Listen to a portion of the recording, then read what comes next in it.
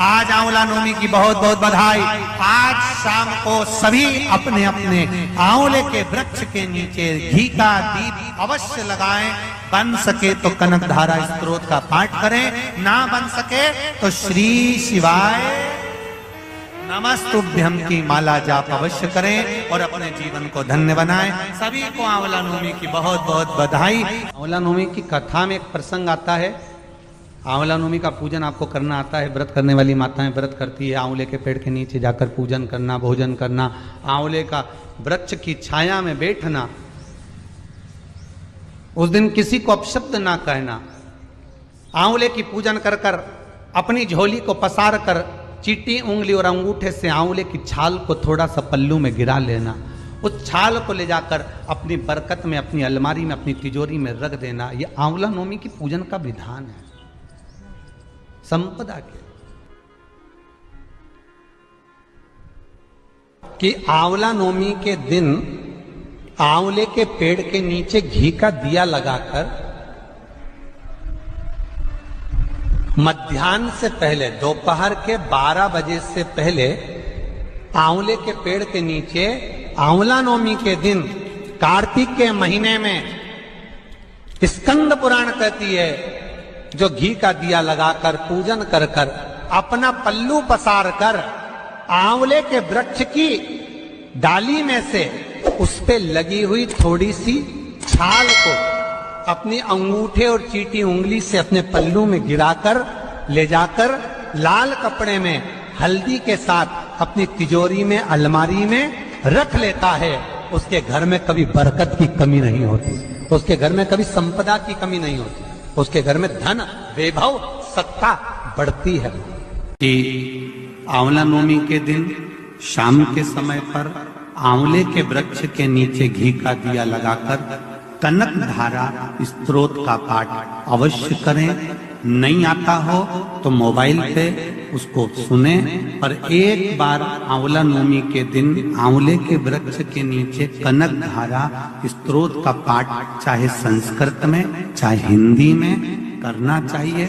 उससे साल भर लक्ष्मी की कमी नहीं आती और आनंद का अनुभव होता है। व्यक्ति को रोग सताता ही रहता है, सताता ही रहता है, बीमारी आती रहती है, जा ही नहीं रही होती है, तो उसको कुछ नहीं करना चाहिए। आंवले के वृक्ष के नीचे आंवला नवमी के दिन दूध चढ़ा देना चाहिए, फिर बीमारी दूर हट जाती है, व्यक्ति बीमार ही नहीं पड़ता। जिसको निमोनिया हो, श्वास की बीमारी हो, दमे की बीमारी हो, किडनी और लीवर से जुड़ी हुई बीमारी हो, उसके लिए सबसे अच्छी चीज है महाराज। चलने में हापड़ी भरा जाए, चलने में दम भरा जाए, तो आप आंवले के वृक्ष के नीचे दूध चढ़ाओ आंवला नवमी के दिन, काया ठीक होती है। तो इसलिए आंवला नवमी का उद्यापन करने वाली माताएं जब आंवला नवमी के व्रत का उद्यापन करती है तो आंवले के वृक्ष के नीचे ही ब्राह्मण ब्राह्मणी का भोजन कराया जाता है, घर के अंदर नहीं। घर के अंदर भोजन नहीं कराते। आंवला नवमी का अगर उद्यापन करना है, आंवला नवमी का अगर उजमना करना है, 5 माता 10 माताएं मिलकर अगर उजमना कर रही हैं, उद्यापन कर रही हैं, तो कहीं ऐसे जगह चले जाओ जहां आंवले का पेड़ लगा हो, आंवले का वृक्ष लगा हो, आसपास में कहीं कुछ मंदिर देवालय हो, वहां पर भोजन बनवा लो। वहीं पर आंवले के वृक्ष के आसपास में ही कहीं वहीं पर ब्राह्मण ब्राह्मणी का भोजन कराकर, चांदी का आंवला बनवाकर, चांदी का नहीं हो तो असली का जो आंवला होता है उसका दान दे देना चाहिए, पर करना चाहिए। रोग मुक्ति के लिए, कार्य सिद्धि के लिए, लक्ष्मी के लिए आंवला का वृक्ष उत्तम माना गया। फिर आगे जो वर्णन किया है शिव महापुराण के अंतर्गत, व्रत शिव पुराण का जो व्याख्यान वर्णन श्रवण कर रहे हैं, वो भगवान से अगर मांगना, सर्व जगत के सुख के लिए मांगो, सबके लिए।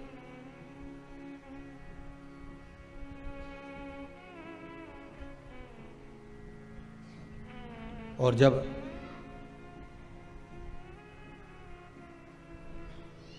सर्व जगत के हित के लिए मांगोगे तो जीवन का सुख मिलेगा।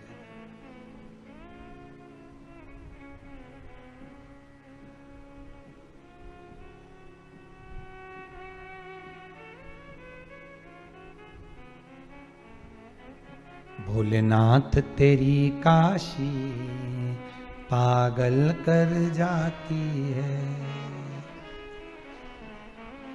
मुस्कान तेरी मीठी घायल कर जाती है।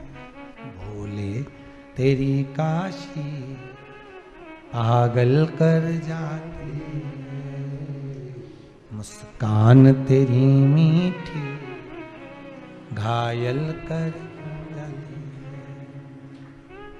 हे भोलेनाथ, हे शंभुनाथ, हे त्रिकालदर्शी,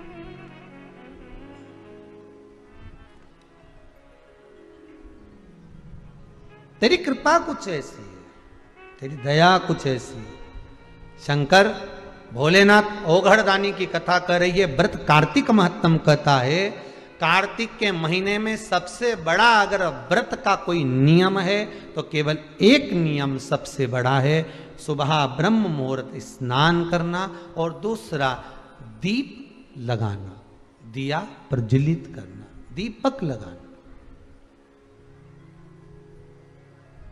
दीप दान से बड़ा कार्तिक के महीने में कोई दान का वर्णन नहीं है जितना दीप दान का वर्णन कार्तिक महीने।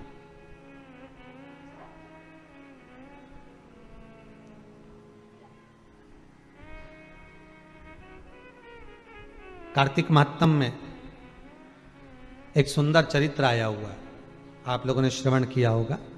कार्तिक महात्म अगर किताब होगी आपके घर में तो आप उसमें पढ़ेंगे, तो उसमें एक बड़ा सुंदर सा चरित्र आता है कि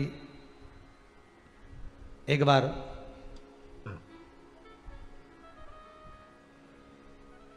जलंधर को मारने के लिए भगवान शंकर पहुंचे थे, वृंदा के पति।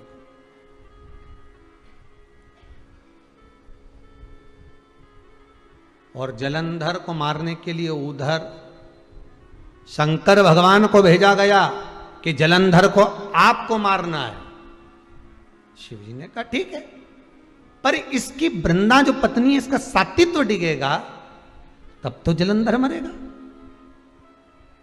वृंदा का सातित्व डिगाए तो क्या हुआ, उधर तो शंकर भगवान और जलंधर का युद्ध हो रहा था, इधर जो वृंदा सो रही थी इसको स्वप्न आ गया। और स्वप्न में क्या देखा वृंदा ने कि मेरे पति के शरीर पर तेल मला हुआ है बहुत सारा, मेरे पति के शरीर पर बहुत सारा तेल लगा हुआ है और वो भैंसे पर बैठकर जा रहा है। शिव पुराण कहती है जिसको शरीर पर तेल लगा हुआ दिख जाए तो समझ लेना सीताराम। अगर सपने में कोई तेल लगा हुआ दिखे ना तो समझ लो कि वो सीताराम होने वाला। भैंसे पे जाता हुआ नजर आए तो समझ लो ये बुरे सपने, ये कोई श्रेष्ठ सपने नहीं है। लोहे का मुकुट पहना हुआ दिखे समझ लो बुरा स्वप्न।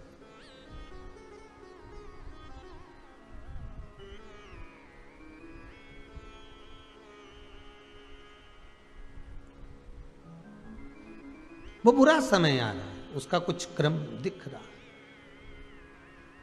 अब इसको स्वप्न दिखा वृंदा को, और वृंदा उठ गई, उठकर छत पर गई, बगीचे में गई, बाग में गई।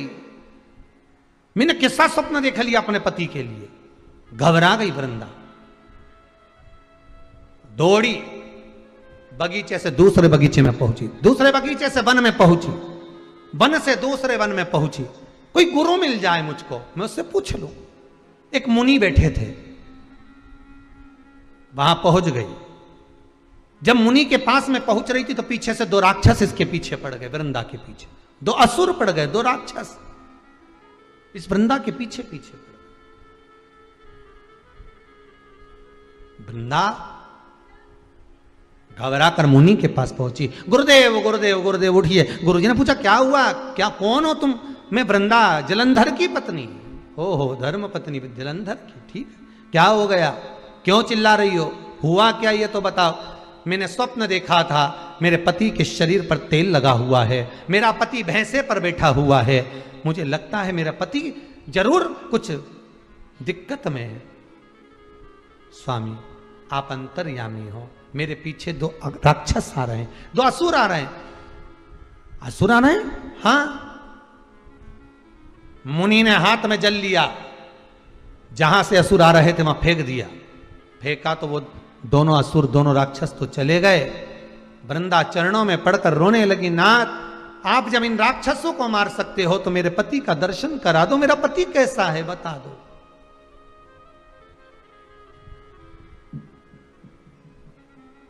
मुनि ने कहा तुम्हारा पति मर चुका है, वृंदा देवी तुम्हारा पति मर चुका है, उसके प्राण छूट चुके हैं। अगर मेरा पति मर गया है तो उसका शीश का दर्शन कराओ मुझे, आप मुनि हो। मुनि ने हाथ में जल लेकर छोड़ा, दो बंदर आ गए। दो बानर आए, बानरों से कहा जाओ इस स्त्री के पति का शीश लेकर आओ। वृंदा के पति जलंधर का शीश लेकर आए। शीश लाकर पटका वृंदा के सामने। वृंदा फूट फूट कर रोने लगी, मुनिवर मुनिवर मुनिवर, अये संत, अये गुरुदेव, अये मुनिवर, कृपा कर दो नाथ, दया कर दो। क्या हुआ, अब क्या चाहती है तू? मेरा पति मर गया है, इसको जीवित कर दो। जब आप राक्षस मार सकते हो, मेरे पति का शीश ला सकते हो, तो धड़ भी मंगवाओ और उसको जीवित करो। मुनि ने मंगवा लिया धड़, जल छोड़कर जलंधर को क्या कर दिया? जीवित कर दिया। जीवित हो गए जलंधर। जलंधर के साथ में वृंदा रहने लगी।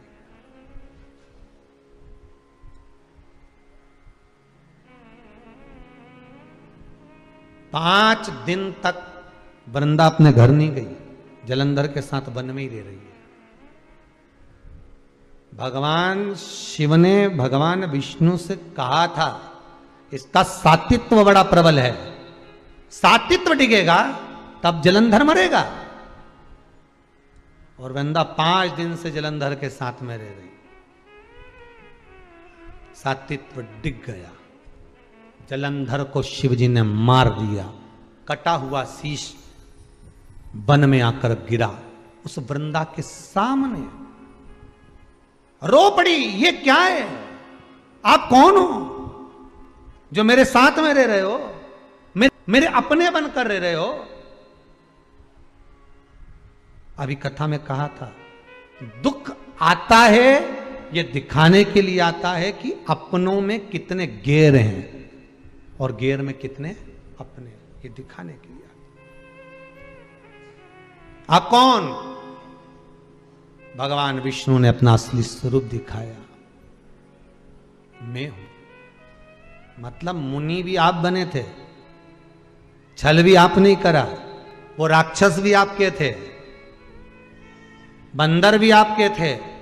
वृंदा की आंख में आंसू भर गए। नाथ नारायण, बड़ी गजब कृपा करी है आपने मेरे ऊपर, मेरा सात्वित्व डिगाकर मेरे पति के प्राणों को हर लिया। मैं श्राप देती हूं नाथ,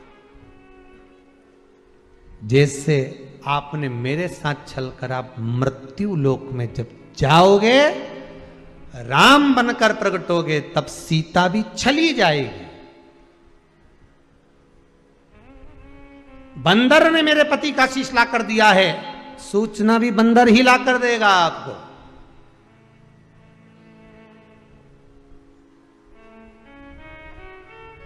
पत्थर के हो गए आप, शालिग्राम जी बन गए।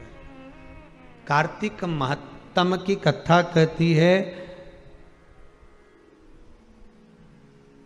शालिग्राम भगवान के सामने, तुलसी जी के क्यारे के सामने, शिव मंदिर के सामने, नारायण मंदिर के सामने, रामकृष्ण मंदिर के सामने, नदी, तालाब, सरोवर, कुंड, बावड़ी, कुआं के पास में, तीर्थ में, कार्तिक महीने में जब दीप का दान किया जाता है, दिया जलाया जाता है, तो व्यक्ति कितना भी पाप कर्म करा होता है, सारे पाप से मुक्त होकर भगवान के धाम की ओर अग्रण्य हो जाता है। कार्तिक का व्रत कैसे करना चाहिए? तो शास्त्र कहता है चाहे आप फलहार से करो, चाहे आप भोजन से करो, जो आपकी चित्तवृत्ति, आपका शरीर बन जाए उसके अनुसार करना है। पर सबसे प्रबल नियम है आपका दीप का दान, सबसे प्रबल। ऐसा कार्तिक के महत्तम का वर्णन करते हुए कार्तिक का उद्यापन घर के अंदर ही भगवान का सुंदर पूजन व्रत करते हुए यज्ञादि विद्वान ब्राह्मण को बुलाकर कराकर दक्षिणादि वस्त्रादि देकर विदा करें, भोजन कराएं, इस तरह से करें। आगे जो शिव महापुराण आंवला नवमी की कथा में एक प्रसंग आता है। आंवला नवमी का पूजन आपको करना आता है, व्रत करने वाली माताएं व्रत करती है, आंवले के पेड़ के नीचे जाकर पूजन करना, भोजन करना, आंवले का वृक्ष की छाया में बैठना, उस दिन किसी को अपशब्द ना कहना, आंवले की पूजन कर कर अपनी झोली को पसार कर चीटी उंगली और अंगूठे से आंवले की छाल को थोड़ा सा पल्लू में गिरा लेना, उस छाल को ले जाकर अपनी बरकत में, अपनी अलमारी में, अपनी तिजोरी में रख देना। यह आंवला नवमी की पूजन का विधान है संपदा के। आंवला नवमी के पूजन में कथा आती है कि एक वैश्य की धर्म पत्नी के गर्भ से संतान नहीं थी, और जब संतान नहीं है उसका मन बड़ा दुखी था। वैश्य जो था, बनिया जो था, वो भगवान की भक्ति में डूबा रहता था। उसको दुख, पत्नी जब बोलती थी ना कि अपनी औलाद नहीं है, मैं निसंतान हूं, मेरे यहां संतान नहीं है, पति समझा देता था भगवान ने देना होगा देगा, भगवान पर भरोसा रख, विश्वास रख। जब वो यशोदा मैया की गोद में 60 साल की आयु में नंद बाबा की आज संतान दे सकता है, दशरथ बाबा की आयु 60 साल की थी जब राम जी आ सकते हैं, कदम ऋषि की आयु 60 वर्ष की थी तो कपिल देव महाराज आ सकते हैं, तो तेरी आयु कितनी है? अभी तो तू 30 साल, 35 साल, 32 साल, 25 साल, विवाह के 2 साल 4 साल हुए, उतने में घबरा गए। शंकर पर विश्वास तो करो। विश्वास किया ही नहीं और सीधे डॉक्टर साहब के पास पहुंच गए। डॉक्टर साहब हमारे यहां संतान नहीं है, हमारे यहां संतान नहीं। जैसा तुमने डॉक्टर साहब के पास जाकर कहा विश्वास रख करो, कहां का डॉक्टर के पास जाना? वो डॉक्टर बहुत अच्छा है, मेरी जीजी ने भी बोला था कि उसको एक बार दिखाया। विश्वास रखकर तुम जीजी के शब्द पर विश्वास रखकर डॉक्टर तक पहुंच गए।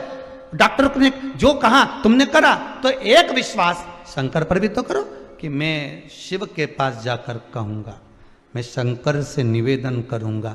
मैंने शिव महापुराण में सुना है कि जब नारी का गर्भ नहीं ठहरता तो सफेद आंकड़े की जड़, जो आंकड़े का फूल शिव जी को चढ़ता है सफेद, उसी आंकड़े की जड़, सफेद आंकड़े की जड़, आंख की जड़ को शंकर के शिवलिंग पर से 21 बार तुम्बरुका जी का नाम लेकर घुमाकर मंदिर में ही स्त्री रजस्वला धर्म के 7वें दिन मंदिर में ही कमर पर बांध ले और एक पीपल का पत्ता शिव जी को चढ़ाकर प्रतिदिन गाय के दूध में उकाल कर पति पत्नी रोज उस दूध का पान कर कर पी कर सोए, क्यों ना संतान देगा।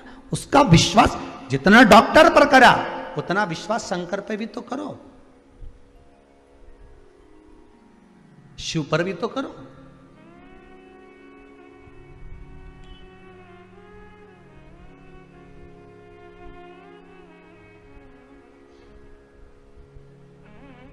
और ना जाने कितनों को दे दिया साहब, उसने कितनों को दिया है।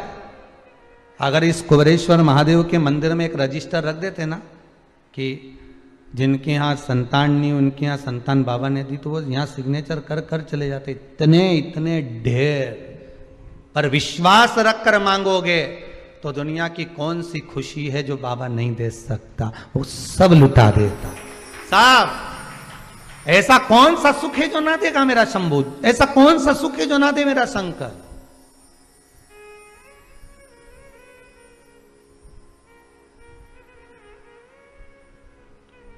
सब दिया। बस बाबा कहते हैं मुझे हृदय देना, दिल देना, और वो देकर तू मुझे जो मांगेगा मैं तुझे दे दूंगा,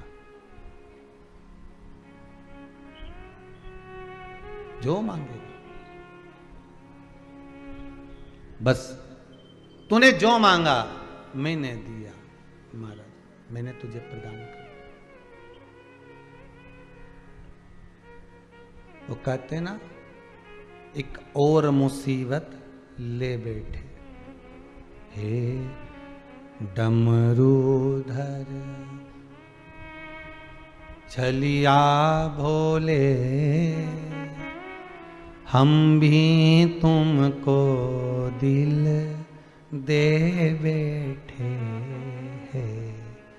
डमरूधर छलिया भोले, हम भी तुमको दिल दे बैठे।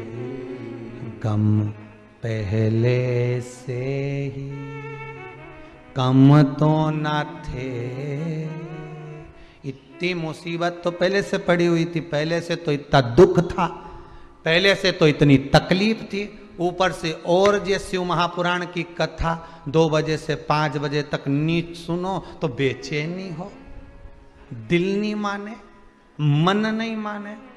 गम पहले से ही कम तो न थे, और एक मुसीबत ले बैठे। डमरूधर छलिया भोले, हम भी तुमको दिल दे। बस ये मन ही दिया है, ये दिल ही दिया है। दिल तुझको दिया ओ भोलेनाथ, दिल तुझको दिया ओ भोलेनाथ, दिल तुझको दिया ओ भोलेनाथ, दिल तुझको दिया ओ भोलेनाथ। मेरे ओ भोलेनाथ, ओ भोलेनाथ, मेरे ओ भोलेनाथ, ओ भोलेनाथ, मेरे ओ भोलेनाथ, ओ भोलेनाथ।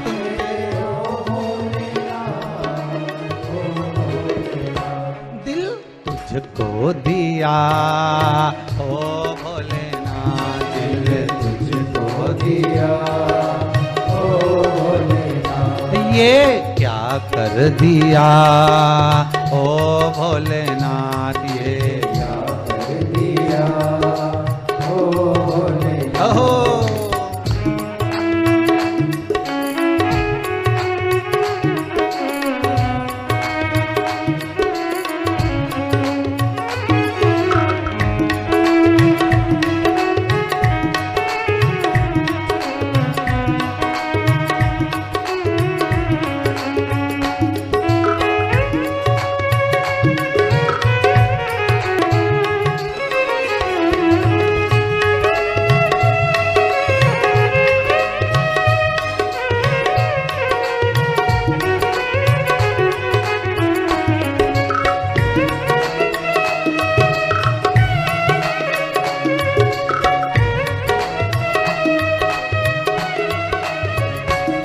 मैं तो बैठी थी गंगा किनारे, मैं तो बैठी थी गंगा किनारे, मैं तो बैठी थी गंगा किनारे, मैं तो बैठी थी गंगा किनारे, मैं तो बैठी थी गंगा किनारे, मैं तो बैठी थी गंगा किनारे, मैं तो बैठी थी गंगा किनारे, मैं तो बैठी थी गंगा किनारे।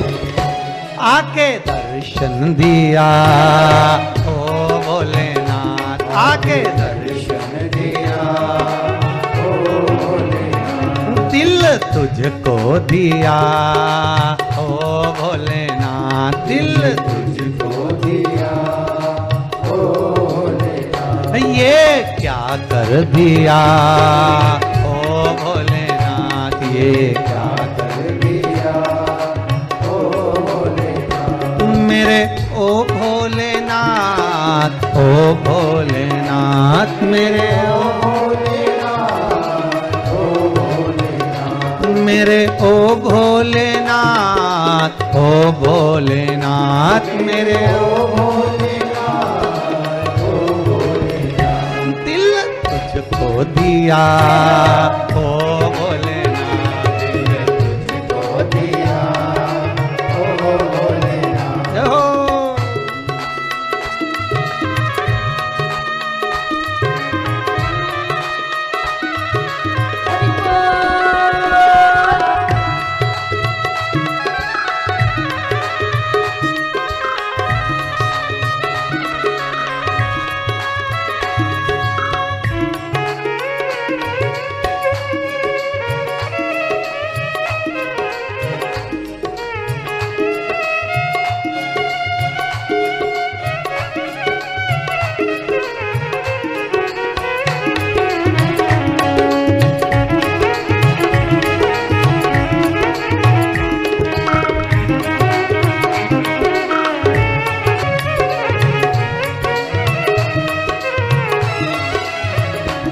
तेरे चरणों में ध्यान लगाया, तेरे चरणों में ध्यान लगाया, तेरे चरणों में ध्यान लगाया, तेरे चरणों में ध्यान लगाया, तेरे चरणों में ध्यान लगाया, तेरे चरणों में ध्यान लगाया, तेरे चरणों में ध्यान लगाया, तेरे चरणों में ध्यान लगाया, मुझे अपना लिया, ओ भोलेनाथ, मुझे अपना लिया, ओ भोलेनाथ, मुझे अपना लिया, ओ भोलेनाथ, मुझे अपना लिया, ओ भोलेनाथ, दिल तुझको दिया, ओ भोलेनाथ, दिल तुझको दिया, ओ भोलेनाथ, मेरे ओ भोलेनाथ, ओ भोलेनाथ, मेरे ओ भोलेनाथ, ओ भोलेनाथ, मेरे ओ भोलेनाथ, ओ भोलेनाथ, मेरे ओ भोलेनाथ, ओ भोलेनाथ, दिल तुझको दिया, ओ भोलेनाथ, दिल तुझको दिया, ओ भोलेनाथ, ये क्या कर दिया, ओ भोलेनाथ, ये क्या कर दिया, ओ भोलेनाथ, ये क्या कर दिया, ओ भोलेनाथ, ये क्या कर दिया, ओ भोलेनाथ, ये क्या कर दिया, ओ भोलेनाथ, ये क्या कर दिया, ओ भोलेनाथ। हृदय दे दो उसको, दिल परमात्मा को दो।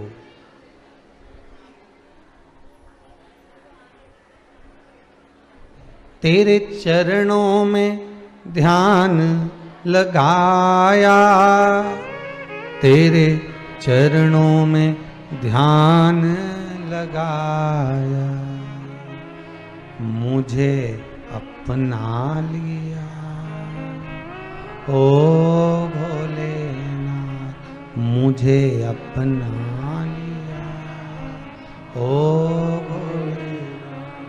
दिल तुझको दिया, ओ भगवान को हृदय दे दो, मन दे दो। जिस पानी का पात्र लेकर जाते हो, पूजा की थाली लेकर जाते हो, ऐसे विश्वास लेकर भगवान के पास जाओ। और बनिया वैश्य जिसकी धर्म पत्नी को संतान नहीं है, वो भगवान की भक्ति में डूबा हुआ है, भगवान के भजन में डूबा हुआ है, हृदय चित्त में डूबा हुआ है। और वो अपनी पत्नी को समझा रहा है, पत्नी से कह रहा है नहीं दिया ना भगवान ने संतान, कोई बात नहीं, काहे को टेंशन लेना, काहे को चिंता करना, क्यों कहना है, कि झोली मेरी तंग है, तेरे यहाँ कमी नहीं। बाबा, हो सकता है कि मेरे कर्म की झोली थोड़ी सी तंग हो, मेरे कर्म की झोली हो सकता है थोड़ी तंग हो, पर तेरे यहां कोई कमी नहीं है, मैं जानता हूं। लाखों के दुखड़े जो हर गया भोले बाबा, तो मेरे दुखड़ों को देख कर क्यों डर गया भोले बाबा। अगर सारे दुनिया के दुखड़े तूने हरे हैं, सबको लाभ मिला है, सबको फल मिला है, सबको कुछ ना कुछ दिया है, तो मैंने कौन सा ऐसा पाप किया? जन्म तूने दिया, मृत्यु तू देगा, पालन तू करेगा, पेट तू भरेगा। मैंने शिव पुराण में सुना है सब कुछ तू करता है, तो दुखड़े भी तू ही हरेगा, और कौन हरने वाला है?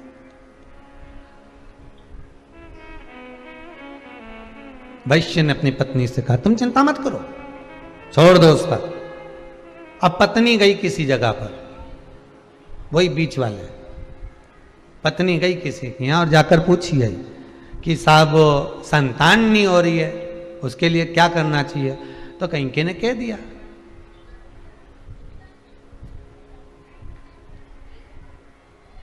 अगर तुम किसी एक बच्चे की बलि दोगी तो फिर तुम्हारे घर में संतान होगी। अब पत्नी ने पति को कहा, मैंने पूछा है, अभी ऐसा चल रहा है, जब दुख की घड़ी आती है ना, तकलीफ आती है मनुष्य को, तो वो 10 जगह जाकर पूछते हैं। अभी तकलीफ बहुत सारी है तो 10 जगह जाएंगे, साहब पत्रिका देखो, साहब ये देखो, साहब कौन सा नक, कौन सी बीठी, कौन सा काम क्या करें, तो 10 जगह पूछोगे, 10 जगह पर जाओगे। पत्नी भी गई वैश्य की, 10 जगह पर जाकर पूछा, 2-4 जगह कह दिया कि बलि चढ़ाओ, बच्चे की बलि दो, तब तुम्हारा गोद भरेगी, तब तुम्हारे यहाँ संतान होगी। उसने पति से कहा, पति ने कहा, ऐसा कोई होता है कि दूसरे की बलि दो ने अपने संतान, और दूसरे के बच्चे को मारकर अपने यहाँ बच्चे लेने से मतलब क्या हुआ? छोड़ दे, तू समाप्त कर ये बात।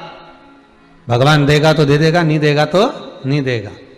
भगवान को जो देना होगा देगा, कुछ कारण होगा, कोई तो कारण हो सकता है कि एक झोली में फूल भरे हैं, एक झोली में कांटे, और तेरे बस में कुछ भी नहीं, वो बांटने वाला बांटे। कोई कारण हो सकता है,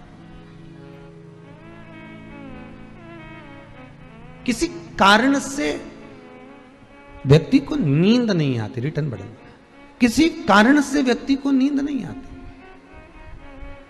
किसी कारण से व्यक्ति जाग जाता है।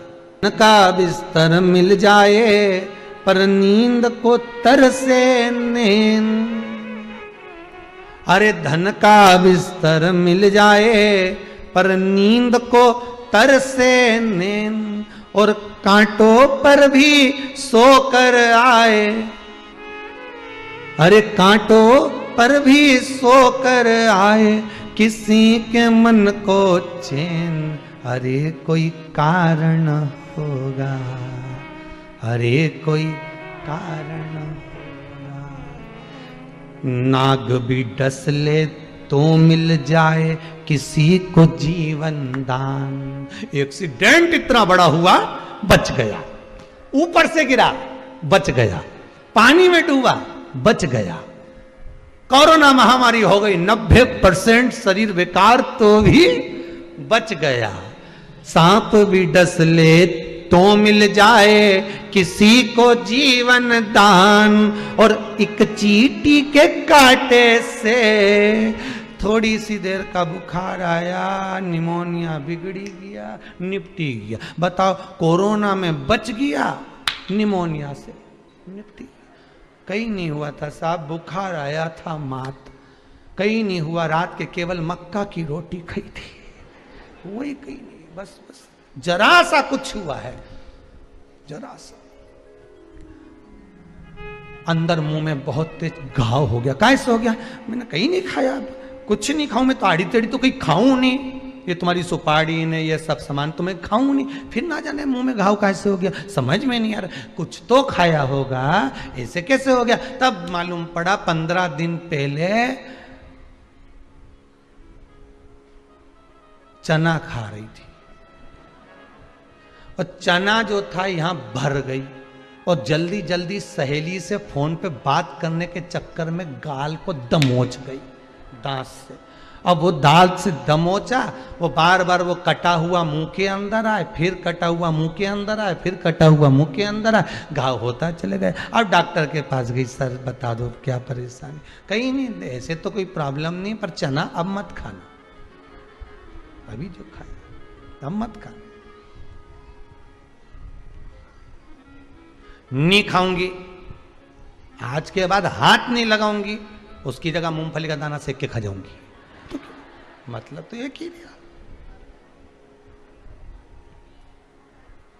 अब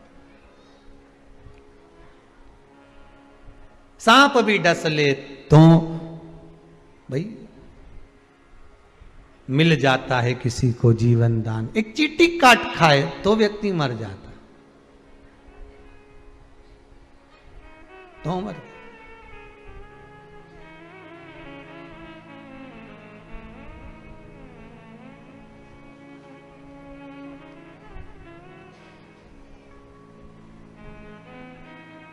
एक इंदौर की घटना है, हो गए होंगे 20 साल पहले, 15-20 साल पहले की, और ज्यादा समय ना हुआ होगा, 15 साल 10-15 साल से ज्यादा नहीं हुए होंगे, 10-15 साल से। एक वहां पर इंदौर में एक बड़ा मॉल बना था सबसे पहला, बहुत पलासिया से वो वहां जाते हैं राजवाड़ा के लिए, तो वहाँ रोड पे एक बड़ा इधर साइड में बना था, उसको क्या कहते हैं ट्रेजर आइलैंड वगैरह क्या बोलते हैं इंदौर में, जो भी बोलता, एक बड़ा मॉल बना था, अभी भी होगा वहाँ है। तो उसके सामने की घटना बहुत ध्यान दीजिएगा जरा। हो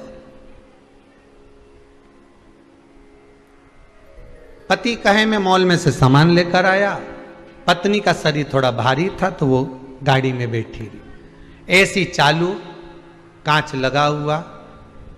अब तो इंदौर में ये गाय बैल कुछ मिलते नहीं है, उस समय पर वो कांच के अंदर बैठी अपना बढ़िया मोबाइल चला रही, पति सामान लेने गया।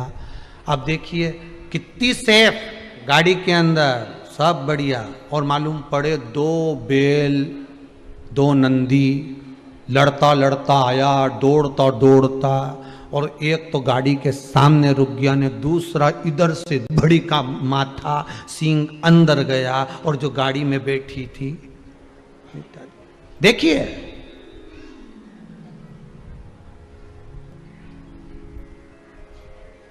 मृत्यु का कोई ठिकाना नहीं, समय घड़ी पल क्षण सब निश्चित है। आपके अच्छे समय का भी कोई आएगा, समय घड़ी पल भगवान लिखा है, दुख टालने का भी समय भगवान लिख कर रखा है। हमारे यहां सीधी सीधी भाषा में कहते हैं घोड़े के भी दिन फिर जाते हैं। घोड़ा मतलब कचरा घर, कचरे घर के भी दिन फिर जाते हैं। जहां लोग कचरा फेंकते थे वहां पे बिल्डिंग बन जाती है, कुछ सालों बाद बिल्डिंग बन गई। तो जब वो जहां कचरा फेंकते थे वहां मकान बन गया, बिल्डिंग बन गई। जिस प्लाट में तुम्हारा गंदा पानी जाता था वहां मकान बन गया, इतना जोरदार बना, तुम्हारे अड़ोस पड़ोस में देखो क्या जोरदार बन गया। तो जहां कचरा फेंकते थे, झाड़ू लगा के सारा सामान फेंक के आते थे, नहीं सारा कचरा वहां पड़ा रहता ना, वहां जोरदार बंगला बन सकता है। तो अपने हृदय में, अपनी चित्तवृत्ति में, अपने दिल में ये बात उतार कर रखना कि कितना भी दुनिया कचरा पटक दे और कितना भी दुख मिल जाए, एक ना एक दिन बंगला तो बन ही जाएगा, यह पक्का है। घोड़े के भी दिन फेर देता है वो देव अधिदेव महादेव। दुनिया कचरा फेंक रही है, उस प्लांट का भी दिन फिर जाता है, बंगला बन जाता है, उसकी भी कीमत बढ़ जाती है एक दिन। तो उसने तुम्हें पैदा करा है, उसने जन्म तुम्हें दिया है, माता के गर्भ से तुम पैदा हुए हो, और उस परमात्मा ने तुमको जन्म दिया है, तो क्या तुम्हें ऐसे ही छोड़ देगा? दिन तो तुम्हारे भी फेरेगा रे। हो सकता है शिव महापुराण की कथा सुन सुनकर अच्छा समय आते आते आते आते भगवान कुछ कृपा कथा तत्व की ऐसी बिठा दे जिससे तुम्हारा हाथ मेरा देव अधिदेव महादेव पकड़कर खींच कर बाहर कर दे। ले अब चल, मैं तुझे छोड़कर आता हूं। कहां जाना है, कितनी सीढ़ी चढ़ना है, कितना ऊपर चढ़ना है, बस छल मत करना, बेईमानी मत करना, कपट मत करना, झूठ मत बोलना, प्रपंच मत करना। शंकर कहते हैं हाथ पकड़कर मैं छोड़कर आऊंगा और फिर निवेदन करूंगा। कुबेरेश्वर धाम की इस धरा से आप शिव पुराण की कथा सुन रहे हो। इस भूमि का प्रताप ही कुछ दूसरा है। इस भूमि से जहां से आप कथा सुन रहे हो, सारे तीर्थ गए होगे माना, सब जगह गए होगे माना, पर बाबा जब ये लॉकडाउन हटा दे, इस भूमि पर अभी शिव नहीं बैठा, पर यहाँ का जो हृदय का सुख होगा वो शंकर ही दे सकता है। आपकी कामना वही पूर्ण कर सकता है। इस भूमि पर आने के बाद छल नहीं, कपट नहीं, बेईमानी नहीं, प्रपंच नहीं और झूठ नहीं, इस भूमि से जो मिलेगा वो आपका जीवन सार्थक कर सकता है। आस्था चैनल पर कथा सुन रहे हो, इस भूमि से सुन रहे हो, आपका जीवन सार्थक हो सकता है। बस कुछ पल, कुछ घड़ी, कुछ क्षण, 3 घंटा जब कथा सुनो, चित्त वृत्ति शिव में लगा लीजिए।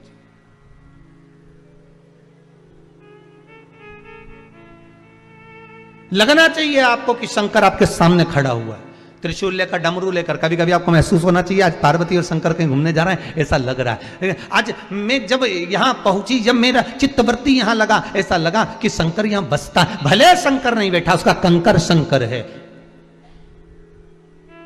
फूल ने, माला ने, सब धरी की धरी रह जाए, कई मतलब कि हम तो सीधी सीधी बात कहें न, 50 रुपए की माला लेके आओ, थोड़ी देर महाराज जी के पिनाओ ने, पंडित जी तो 2 मिनट नहीं पहने बापड़ा, और यूं बस पिनाई ने उतार दी न। 50 रुपए सब धरा की धरा उधर पड़ा हुआ, वो पड़ी कोना में, और 50 रुपए की माला मां धरी। तो आपसे निवेदन है, 50 रुपए की माला की जगह 50 रत्ती का दिल तुम शंकर को दे दो। रुपया मत लगाना, दिल लगाना। रखिए माला, क्या करें माला का? गणेश मंदिर जाऊंगी, 15 रुपए का नारियल लेके जाऊंगी, गणेश जी प्रसन्न हो जाएगा। नारियल की जगह दिल तो ले जा। अब दिल चप्पल में छोड़ के जा रही है, नारियल लेके अंदर जा रही है। बोलो सही है कि गलत है? दिल चप्पल में छोड़ गई। तुम देखना हो,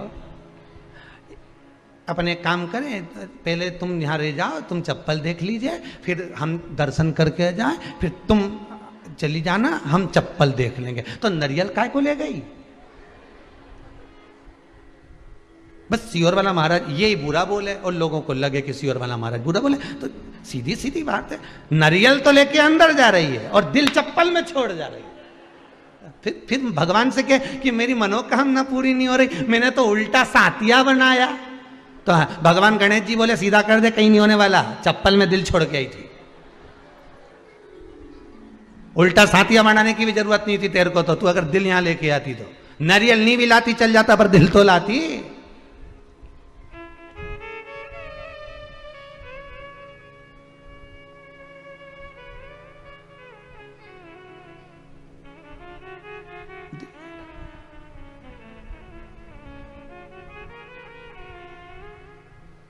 वहां भी खड़ी मंदिर में, तो भी धक्का दे उसको।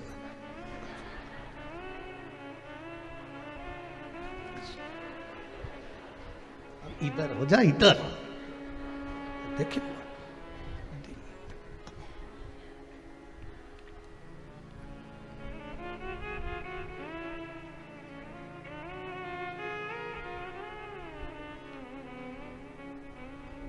दिल से अगर मंदिर जाती ना तो ये कुछ भी नहीं करती। फिर तो जब उसको दर्शन, तुम तो छुपे रहो, उसके पीछे छुपे रहो, जो तुमको धक्का दे रही उसके पीछे छुपे रहो और उसको याद करते रहो। दिल से याद करना, वो पर्दे के पीछे कितना भी छुपा होगा, निकल कर दर्शन देगा कि आ गया है मेरा।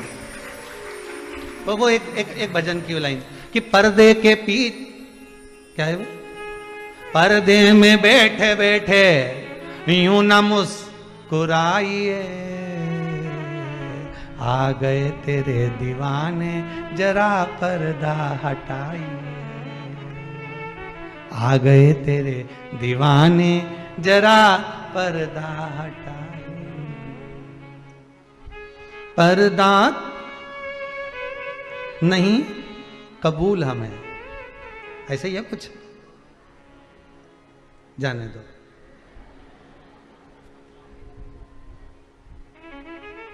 बस इतना समझ गए ना तुम। एक तो ये भजन वजन का चक्कर हमें पढ़े भी नहीं, सो तो आते भी नहीं बहुत सारे भजन। तो कई बार तो ये बच्चे लोग भी कहते हैं गुरुजी लिख लिख के देते हैं, इतना सारा दिया एक आध तो गाओ।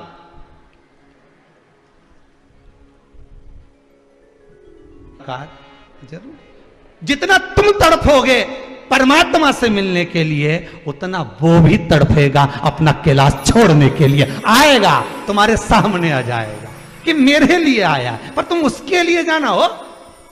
चप्पल देखना अब भी उसके लिए जाओ। भगवान कहते हैं ना, मंदिर को छोड़ चलाऊंगा कोई दिल से पुकारे, काशी को छोड़ चलाऊंगा कोई दिल से ओ दिल से पुकारे कोई मन से, उज्जैनी को छोड़ चला कोई भैरू पुकारा तुम्हें, कमला पुकारी सब पुकारी, मीरा पुकारी तुम्हें, करमा पुकारी, नामदेव पुकारे तुम्हें, तुकाराम पुकारे, भक्तों के लिए दौड़ा आऊंगा कोई दिल से। तुम पुकारो तो उसको मन से, दिल से, हृदय से। एक बार तुम बस ये मंदिर जाओ नहीं तो ये टेंशन छोड़ के जाओ, तुम्हारा दिल वहां मत लगा। आरती में खड़े हो और मन लगा के रखा है मात पिता,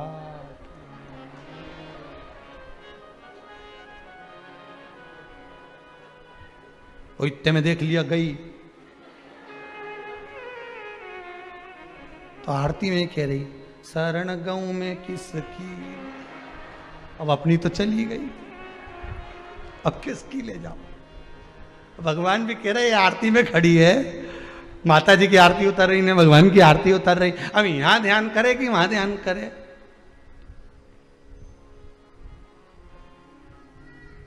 इसी चक्कर में तो प्रसाद आखिरी में बुलवाते हैं, क्योंकि कथा सुनते सुनते केला चित्त लग गया, हलवा आया, चित्त परमात्मा में लगा। उसका शिव महापुराण एक ही बात कहती है कि दिल भगवान को दे दो बस, फिर वो निपटे, फिर उसको निपटना। तुम एक बार हृदय लगाओ तो मोबाइल भी वही देगा और बैलेंस भी वही डलवाएगा। एक बार चित्त तो लगाओ उस परमात्मा से, सब कुछ कर देगा। धन दौलत संपदा सत्ता वैभव नाम सब वही दे। लगाया नहीं। वैश्य की पत्नी, आंवला नवमी की कथा, आंवला नवमी का व्रत कहता है, वैश्य की पत्नी ने माना नहीं पति का कहना, और आखिरी में उसके मन में बैठ गया कि मुझे संतान चाहिए। एक बच्चा कुएं में पानी खींचने गया था अपनी माता के कहने पर, ये पीछे से जाकर अपना नाम बोलकर धक्का दे दी कि इसको मैं बलि देती हूँ भगवान को उसको, और मेरे घर संतान हो जाए। ये आ गई, आ तो गई, पर कुछ दिन बाद संतान तो नहीं हुई, पर पूरे शरीर पर कोढ़ हो गया, पूरा शरीर बेकार हो गया। जब शरीर टपकने लगा, गिरने लगा, पति से कहा मैं एक बात कहना चाहती हूं। बोलो क्या हो गया? जीवन में अगर दुख आए, तकलीफ आए, कष्ट आए, तो तुमने पूर्व में जो पाप कर्म करा है उसका प्रायश्चित करिए। भगवान के मंदिर में जाकर, शंकर के मंदिर में जाकर निवेदन करिए, प्रायश्चित।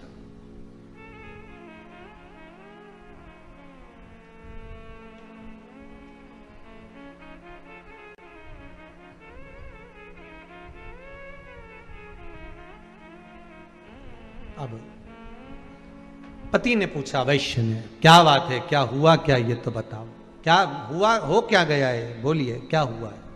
बात इतनी सी है, आपने तो मना करा था पर मैंने एक बच्चे की बलि दे दी थी, इसलिए मेरे शरीर में ये रोग हो गया, मुझे ऐसा लगता है, मुझे ऐसा महसूस हो रहा है।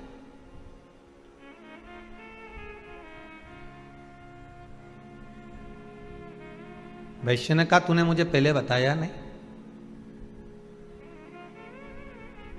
झूठ बोल रहे हो, छल कर रहे हो, प्रपंच कर रहे हो, कोई बात छुपा रहे हो, उसमें किसी की हानि नहीं, हानि अपनी है कि तुम अपनी जिंदगी में अपने पांव पर कुल्हाड़ी मार रहे हो, किसी दूसरे का कुछ नहीं होगा। पांव अपना काट रहे हो, कुल्हाड़ी अपने ऊपर मार रहे हो, जिंदगी पर मार रहे हो, बर्बादी के कदम तुम बढ़ा रहे हो, बिगड़ेगा कुछ नहीं।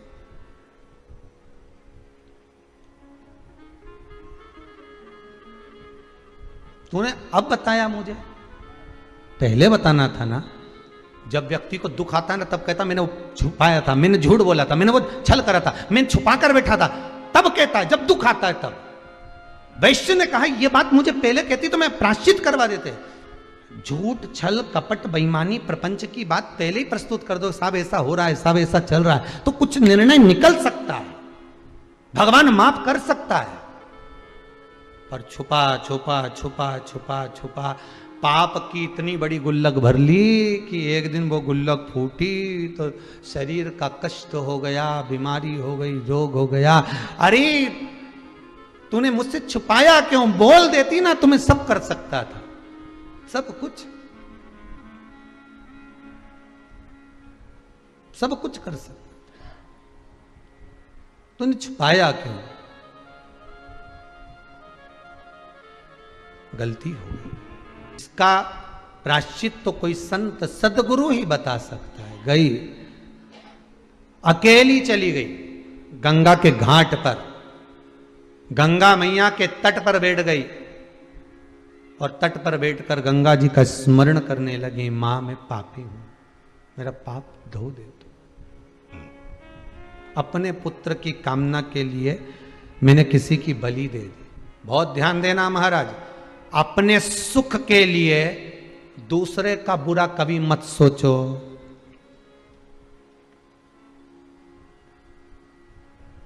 मैं इसको मूर्ख बना दूंगा, 2-4 लाख ले लूंगा, थोड़ा सा पैसा हाथ में आया छू, आपने उसको मूर्ख बना दिया, आपने उसको बेवकूफ बना दिया, वो भोला था, आपने उसको सब कुछ बना दिया। पर आपने तो बना दिया, पर वो ऑनलाइन है, देख रहा है, सब कुछ खाते में मौका मिलेगा, उसकी लाठी में, उसके डंडे में थोड़ा सा समय लगता है, पर देता जरूर है। और जब वो देता है तो उठ नहीं पाता, उठ नहीं पाएगा। तेरे दरबार की बाबा निराली शान देखी है, तुझे देते नहीं देखा, पर झोली भरी वो देगा। अगर आपने प्रायश्चित कर लिया कि मैंने, हो सकता है मैंने कोई पाप करा हो, भगवान के मंदिर में जाके बोलने में जाता क्या है, सदगुरु के सामने, गुरु के सामने बोलने में जाता क्या, हो सकता है मैंने कोई पाप करा होगा, हो सकता है मैंने कोई कष्ट दिया होगा, मैंने अपनी वाणी से कुछ कह दिया होगा, मैंने कुछ, भगवान पर क्षमा करो। आप क्षमा की मूर्त हो कि माना के मैं पतित बहुत हूं, पर पतित पावन तेरो नाम, भोले त्रिपुर। हम पतित हैं तो तुम पतित पावन भी तो, हमने पाप किया पर आप तो धो सकते हो। वो वेश्य की पत्नी गंगा जी से कहती है मैंने बहुत पाप किया है, क्षमा करो मां, क्षमा करो, क्षमा करो मां। गंगा के जल में नहाती नहीं, बैठी रही घाट पर। वो वैश्य की पत्नी गंगा के घाट पर बैठी, पर गंगा को नहाया नहीं, गंगा का आचमन नहीं करा, बस सामने बैठकर रोज रोती है, प्रार्थना करती है, मस्तक रगड़ती है, मां क्षमा करो। गंगा एक स्त्री का रूप लेकर सामने प्रकट हो गई, हाथ में कमल का पुष्प था, लेकर आई। गंगा जी ने उसको दिया, देकर कहा तुम कौन हो? मैं वैश्य की पत्नी। मेरे घर में संतान नहीं थी तो मैंने दूसरे के कहने पर, उन्होंने कहा था बलि देना पड़ेगी, मैंने बलि दे दी एक दूसरे के पुत्र की, और मेरा शरीर ऐसा हो गया। फिर कहूंगा अपने सुख के लिए दूसरे को दुख मत दो। किसी ने कह दिया तुम्हारा घर बांध दिया है, किसी ने कोई घूम घूम के बोल दिया, तेरे ऊपर टोना कर दिया, तेरे ऊपर ये कर दिया, उसको याद आया 15 दिन पहले मेरी जेठानी से लड़ाई हुई होगी, उसी ने करा होगा। गुरुजी कुछ ऐसा कर दो कि उसका मुंह ही बंद हो जाए।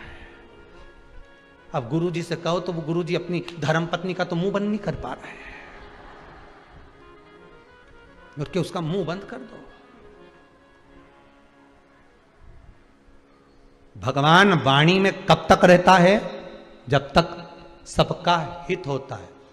वाणी पर जब दूसरे के अहित की बात आती है, किसी के शरीर में देवी देवता आते हैं ना, वो सत्य सत्य बोलेंगे तो चलेगा, दूसरे का भला करेंगे चलेगा, पर जब दूसरे का बुरा करने लगते हैं तो देवता भी वहां से ओझल हो जाता है, उसके शरीर से, उसके मुख से, उसकी वाणी से चला जाता है। किसी का बुरा मत करो।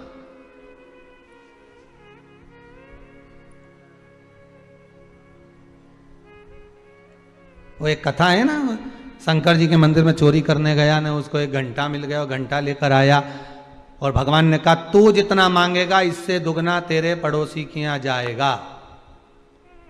तो उसने घंटे को उठाकर तिजोरी में रख दिया, मांगा ही नहीं, क्योंकि मैं मांगू और पड़ोसी का भला हो तो मैं काय को मांगू। भूखा मरने लगा तब पत्नी ने कहा घंटा देवता के निकाल लो, 2 अगरबत्ती लगाओ, मांग लो। उन्होंने घंटा देवता के निकाल के 2 अगरबत्ती लगाकर कहा प्रैक्टिकल करके देखो, हमारे घर में 2 तरह का भोजन आ जाए, पड़ोसी के यहाँ 4 तरह का रखा था।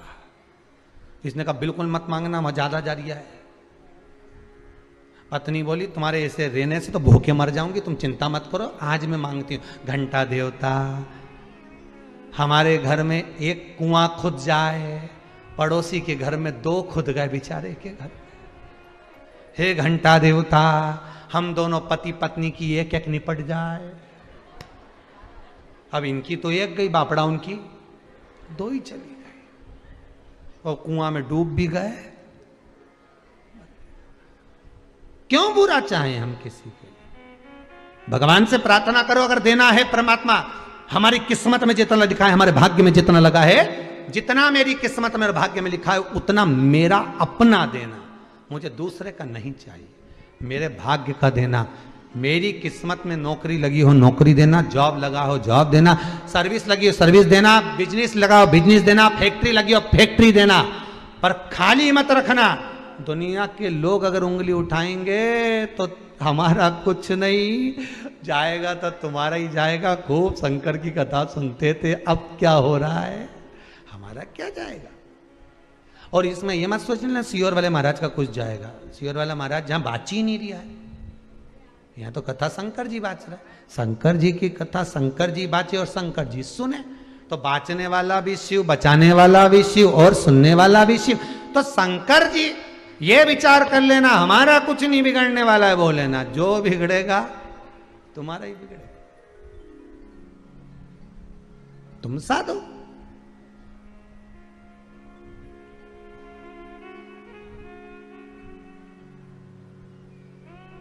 दर से अगर लौटूंगा यूं खाली, तो दुनिया उंगली तुम पर उठाए, हमारा क्या जानने वाला, नहीं चाहिए।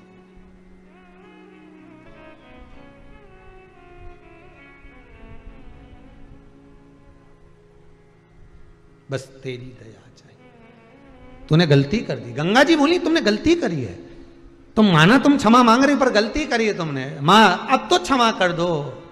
गंगा जी ने कहा, आंवला नवमी की कथा है, कार्तिक का महीना में जब शुक्ल पक्ष में नवमी तिथि आएगी, तब तू आंवले के वृक्ष के नीचे बैठकर आंवले के वृक्ष में दूध का सींचन कर देना। क्या चढ़ा देना? दूध।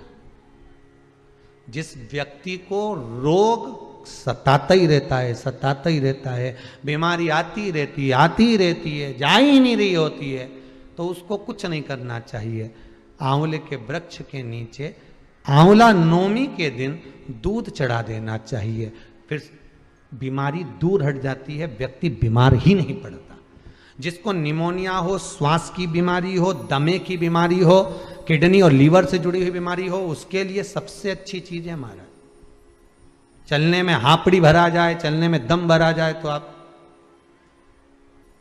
चलने में हापड़ी भरा जाए, चलने में दम भरा जाए तो आप आंवले के वृक्ष के नीचे दूध चढ़ाओ आंवला नौमी के दिन, काया ठीक होती है। तू जा, तू ये कर लेना। आंवले के वृक्ष के नीचे बैठ कर जब तू आंवले पर दूध चढ़ाकर पूजन करेगी और उसी आंवला के वृक्ष के नीचे बैठकर जब तू अन्न का भाग ग्रहण करेगी, तब तेरा मुख में निवाला जाते ही वो औषधि का काम करेगा और तेरे शरीर की काया ठीक हो जाएगी। उस वैश्य की धर्म पत्नी ने हाथ जोड़ लिए गंगा मैया के मां में जाती, आंवला नवमी के दिन पहुंच गई आंवले के वृक्ष के नीचे, पूजन करी, अर्चना करी, दूध का सींचन करा, थोड़ा सा भाग मुख में लिया, वो निवाला अमृत बन गया और उसका काया ठीक हो गई, रोग मिट गया। इसलिए विष्णु पुराण में लिखा है आंवले के वृक्ष के नीचे, स्कंद पुराण में भी है, कार्तिक महीने में आंवला नवमी पर आंवले के वृक्ष के नीचे भोजन करने से संपदा बढ़ती है। इसलिए आंवला नवमी पर लोग आंवले के पेड़ की पूजन करने जाते हैं तो वहां गोट भी करते हैं। बोलो सही है कि गलत है? वहां लोग टिफिन लेके जाते थे, पहले भोजन करते थे आंवला नवमी पर आंवले के वृक्ष के नीचे भोजन करने पर संपदा बढ़ती। आंवला नवमी का दिन 3 के प्राण छूटे, भीष्म पितामह, श्री दशरथ जी महाराज और गिद्धराज जटायु। दशरथ जी के प्राण छूटे, भले राम उनके सामने थे, भले राम उनके साथ रहे थे, भले राम उनके संग में विराजमान थे, पर दशरथ जी के जब प्राण छूटे तब राम सामने थे क्या? जितने आस्था पर सुन रहे हो बड़े प्रेम से बोलो, राम सामने थे? नहीं। भगवान कृष्ण के सामने भीष्म पितामह थे और भीष्म पितामह के सामने भगवान कृष्ण थे। पर जब भीष्म पितामह के प्राण छूटे, भले पूरा जीवन भीष्म पितामह ने कृष्ण का दर्शन करा और भगवान कृष्ण ने भीष्म पितामह का दर्शन किया, पर जब प्राण छूटे तो क्या कृष्ण सामने थे? नहीं। पर गिद्धराज जटायु मात्र एक है ऐसे, गिद्धराज जटायु मात्र एक ऐसे हैं जिन्होंने ना बचपन में राम का दर्शन करा, ना उन्होंने जवानी में राम का दर्शन करा, ना उन्होंने अधेड़ी में करा। बस कब करा? जब प्राण छूट रहे थे, अंतिम क्षण था और राम की गोद मिली हुई थी, तब उन गिद्धराज जटायु ने अपने प्राणों को त्यागा। शास्त्र कहता है बचपन गया जाने दो, जवानी गई जाने दो, अधेड़ी गई जाने दो, बुढ़ापा गया तो ये संवर नहीं पाएगा जीवन। बचपन जवानी अधेड़ी तक तो ठीक है, पर बुढ़ापा मत बिगड़ने देना। गिद्धराज जटायु ने अपनी जैसा था निकल गया, जीवन भर मांस खाया अपनी जगह पर था, पर बुढ़ापा अंतिम बिंदु, अंतिम क्षण, अंतिम पल उन्हें सुधार ली।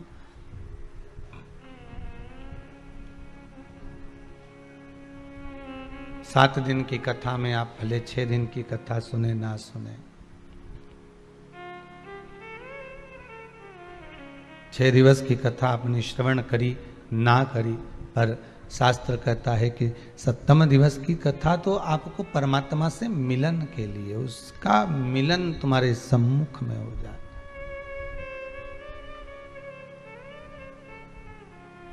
एक मोबाइल बेकार हो जाता है तो उसका फंक्शन दबा दबा कर देखते हो, घबरा जाते हो, क्या हो गया इसमें, बार बार बंद हो रहा है, बार बार चालू हो रहा है, चल ही नहीं रहा ये तो मैं देखो कितनी देर से इसको सही कर रही हूँ, कितना प्रयास करा, कितना प्रयास करा, आखिरी में जब नहीं सुधरा तब उसको घर वालों को भी दिखाया, तब नहीं सुधरा तब उसको दुकान पर ले गए। दुकान वाले ने कहा इसको कंपनी में भेजना पड़ेगा, कंपनी से सुधर कर आएगा 5 दिन 7 दिन लगेंगे, कंपनी से सुधर कर आएगा तो 7 दिन तो लगेगा। बस यही मोबाइल का ही जीवन हमारा है, ये कभी कभी बंद हो जाता है, बिगड़ जाता है, सुधरता ही नहीं है। इसको बहुत प्रयास कर रहा, बहुत प्रयास करा, सीए के लिए एग्जाम बार बार दिए, नौकरी के लिए अप्लाई बार बार करा, धंधे व्यापार बार बार करे, बार बार अपन उसको सही करने का प्रयास कर रहे हैं पर सुधर ही नहीं रहा, बार बार बीमार हो रहे हैं पर सुधर ही नहीं रहा, बार बार कितना इस मोबाइल को सुधारने का प्रयास करा पर सुधरा नहीं है। आखिरी में जब नहीं सुधरा तो परिवार वालों से अर्थात किसी सदगुरु के पास ले गए। सदगुरु ने कहा एक काम करो, इसे मंदिर तक भेज दो, तीर्थ तक भेज दो। उसको गंगा के घाट तक पहुंचा दिया, दुकान तक पहुंचा दिया। वहां जाकर भी जब ये नहीं सवर पाया तो कहा अब इसको परमात्मा की चौखट तक भेजना जरूरी है, तब जाकर ये सुधर पाता है। 7 दिन मोबाइल को सुधरने में लगते हैं तो 7 दिन की शिव महापुराण भी अच्छे अच्छे मोबाइल को संवार देती है, ये भी सुधारने का काम कर देती है, ये भी संवार देती है। बस उसको संवारा जाए, उसको थोड़ा सा संवारने का प्रयास किया जाए।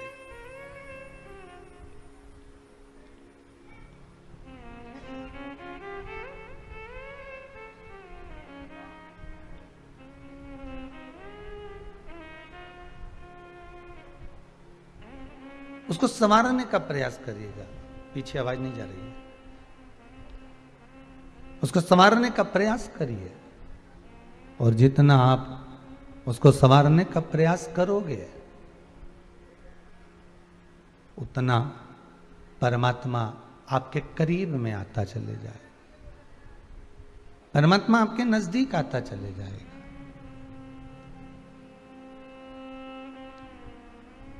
दुख, कष्ट, दुख, तकलीफ भगवान क्यों देता है? भगवान किस लिए प्रदान करता है? भगवान आखिर दुख क्यों देता है? भगवान आखिर कष्ट क्यों देता है? भगवान आखिर तकलीफ क्यों देता है? किस लिए प्रदान करता है? बहुत अच्छा चलते चलते बहुत खूब वैभव, संपदा, धन, दौलत, सत्ता सब कुछ भगवान ने दिया, सारा सुख परमात्मा ने दिया, फिर आखिर बीच बीच में ये बुरा वक्त भगवान क्यों डाल देता है? फिर बीच बीच में भगवान ऐसी कष्ट की घड़ी क्यों दे देता है? ऐसी तकलीफ क्यों दे देता है?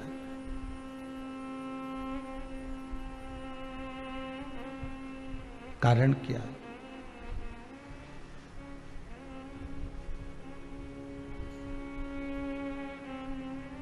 कभी विचार करिएगा। जीवन बहुत अच्छा चल रहा है, गाड़ी बहुत अच्छी चल रही है, पर बीच बीच में ये खड्डे क्यों आ जाते हैं? ये स्पीड ब्रेकर क्यों आ जाते हैं? सुख का जीवन चल रहा था, कितने साल, 10 साल, 12 साल, 15 साल, 20 साल, 25 साल, 30 साल।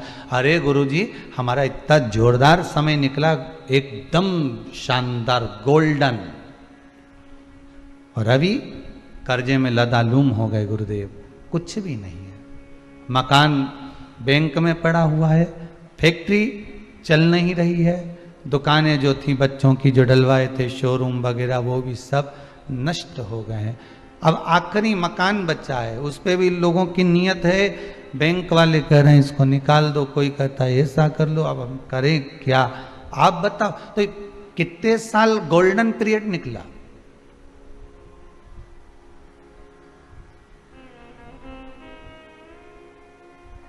दस साल, 15 साल, 20 साल, 25 साल, 30 साल, कितने साल निकला?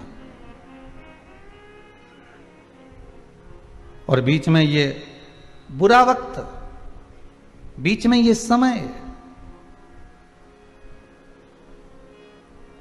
हमारे यजमान सिंगल परिवार कथा करा रहे हैं पटना बिहार से, तो कह रहे थे उनके यहाँ से कि गुरुदेव,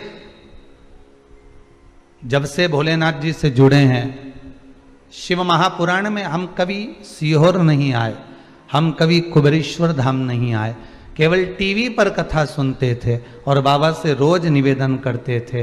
बाबा ने ऐसी सुनी कि आज भी हम सीहोर में नहीं हैं, पर कथा हम भले पटना से करा रहे हैं ऑनलाइन, पर हमको लगता है कि हम कुबेरेश्वर धाम में ही बैठकर कथा सुन रहे हैं। उसने जो हाथ पकड़ा, भले टीवी के माध्यम से पकड़ा, हम ना तो वहां गए ना हम आए, कुछ उपाय हमने जीवन में करे और वो उससे हमें सफलता मिली। और उन्हीं के प्रतिनिधि भाटी जी यहाँ पे बैठे हैं। तो कल श्रीमती आशा जी भाटी कह रही थी, गुरुदेव पहले और आप में बाबा ने ऐसा हाथ पकड़ रखा है कि बाबा बस कैसे करा रहा है और कैसे आनंद का सुख दे रहा है हमें मालूम ही नहीं पड़ता। पहले का समय जो निकला और आज का जो समय है उसमें ये चमक ये दमक फुल्ल वन में महक सब कुछ सरकार तुम ही से तो है। ये किसी बच्चे ने लिखा है, पहला पर्चा ही है उसका। श्री शिवाय नमस्तुभ्यम। बीना देवी हैं कोई बेटी हैं, बीना देवी, बीना देवी हैं कोई, बाबा की मेहर हुई है। और आप ही ने लिखा है 2.5 महीना भी नहीं हुआ इस बाबा के दरबार से जुड़े हुए, शंकर की ऐसी कृपा हुई है कि 2.5 महीने में मेरे बेटे का जॉब लग गया है। उसका धन्यवाद करने आई। बैठ जाओ। और भी बहुत सारे ढेर सारे लोगों ने अपना अपना भाव इन पत्रों में लिखा हुआ है। बुरा वक्त भगवान क्यों देता है? उसको क्या पड़ी जो तुम्हारे लिए बुरा सोचेगा? पर बुरा वक्त देने का उसका सुखपूर्ण जीवन में बुरा वक्त, बुरा समय, थोड़ा सा दुख की घड़ी भगवान इसलिए देता है कि अपनों में छुपे हुए गैरों को और गैरों में छुपे हुए अपनों का परिचय भगवान करा देता है। भगवान कराता है। बुरा वक्त देकर भगवान ये दिखाता है कि अपनों में कितने गैर छुपे हुए हैं, अपनों में कितने दुश्मन छुपे हुए हैं, अपनों में कितने बेरी छुपे हुए हैं।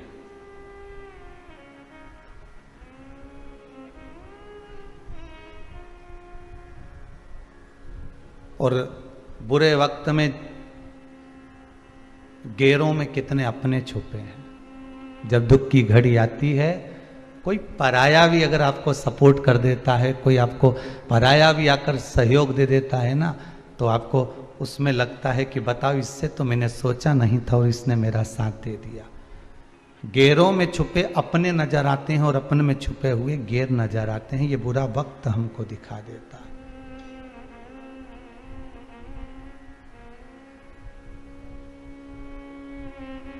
ये बुरा वक्त दिखाता है।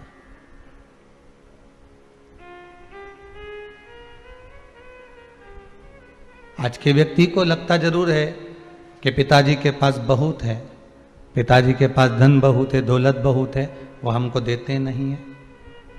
हम अभी व्यापार करें, हम अभी आनंद करें, वो देते नहीं। पर नहीं, पिता जानता है कि अभी समय नहीं है।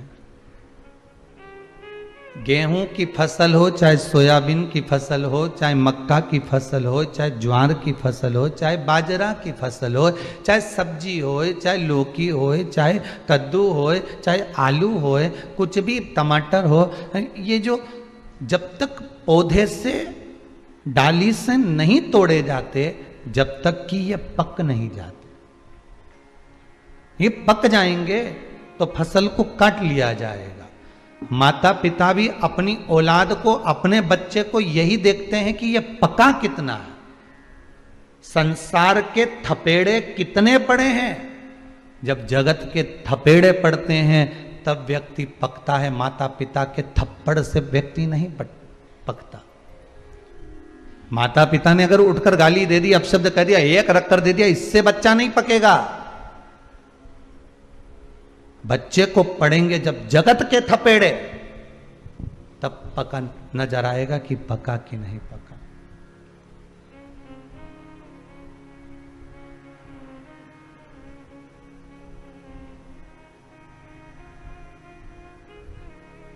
अपनों में छुपे हुए गैरों को भगवान सामने लाकर छोड़ देता है। कब? दुख की घड़ी में। जब आपके समय में सुख होगा ना, तो कजन कितने अपने हो जाएंगे। जब आपके पास सुख होगा ना, कजन कितने। एक लड़का जिसका जॉब नहीं लगा और एक लड़का उसी का जब जॉब लग गया, दोनों समय को लिख कर रख लेना बेटा, दोनों समय लिख कर रखना रे बाबू। वो एक जब जॉब लगे तब, और एक जॉब ना लगा हो तब। जब जॉब नहीं लगा होगा, काम धंधा नहीं होगा, व्यापार नहीं होगा, व्यवसाय नहीं होगा, कहीं बिजनेस नहीं होगा, या कोई काम आप नहीं कर रहे होगे, तो दोस्त भी कमेंट्स करेंगे साहब, परिवार वाले भी आपके ऊपर कभी कभी ताना दे देंगे, ओ दिन भर बैठा रहता है, जाता क्यों नहीं है, करता क्यों नहीं है। दूसरे भी आपको अपशब्द कह देंगे। और अगर रिश्तेदारों को फोन लगाकर कहोगे कि अब लड़का बड़ा हो गया, इसकी शादी करना है, इसके लिए कोई अच्छी लड़की देख लो, तो रिश्तेदार भी कह देंगे करता क्या है अभी यार, लड़की देख लो वो तो ठीक है, कि लड़की को भूखी मारेंगे। और क्या कहेंगे, क्या संबंध कराएंगे, कैसे कराएंगे, कुछ तो करे। और जब अब ये तो हो गया, तुम्हारा जॉब नहीं लगा, तुम्हारा काम धंधा नहीं रहा तब तक, अब काम धंधा लग गया, जॉब लग गया, सर्विस करने लगे, व्यापार करने लगे, व्यवसाय करने लगे, कहीं दुकान डाल ली कुबेरेश्वर भंडारी की कृपा से, कहीं दुकान पर बैठ गए, और बाबा ने तुम्हारे ऊपर जब करुणा कर दी, फिर तुम्हें ना तो मौसी को कहना है कि लड़की देखो, ना रिश्तेदारों को कहना है कि संबंध देखो, फिर तो उड़ उड़ के संबंध सामने आ जाएंगे साहब। ऐसा जोरदार छोरा, इतना बढ़िया, ना तो कछु खाए ना कछु पिए, इतना जोरदार व्यवहार नेचर। अब उसकी कितनी गलती दिख रही थी कि तुम्हारा छोरा तो मुंह फटे, जब जॉब नहीं लगी थी जब कहते थे मुंह फटे, कुछ भी बोल देता है, इसमें तो अकल ही नहीं है, ये तो बेवकूफ है, ये तो ऐसा है, घर में बैठा रहता है, दोस्तों के साथ घूमता रहता है। अब उसी की वैल्यू कितनी बढ़ गई।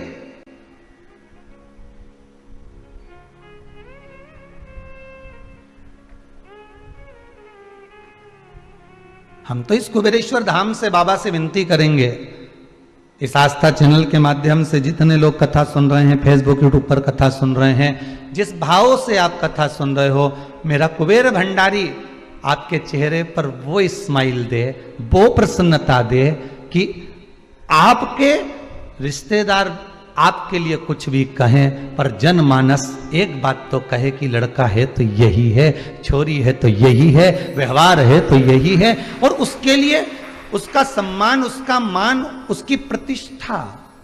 मेरा युवान बहन भाइयों से निवेदन है कि आप शंकर की आराधना तो कर कर देखो।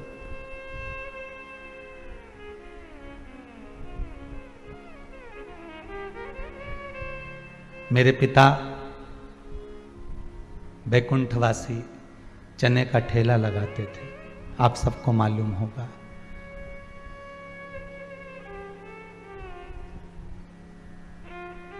पढ़ाई भी करी तो दूसरों की किताब से दिन में वो पढ़ते थे तो रात को हम पढ़ते थे। कपड़े भी पहने तो मित्रों के पहनकर एग्जाम दिए आते थे। फीस जमा करने का समय आता था तो दिन टाल दिया करते थे।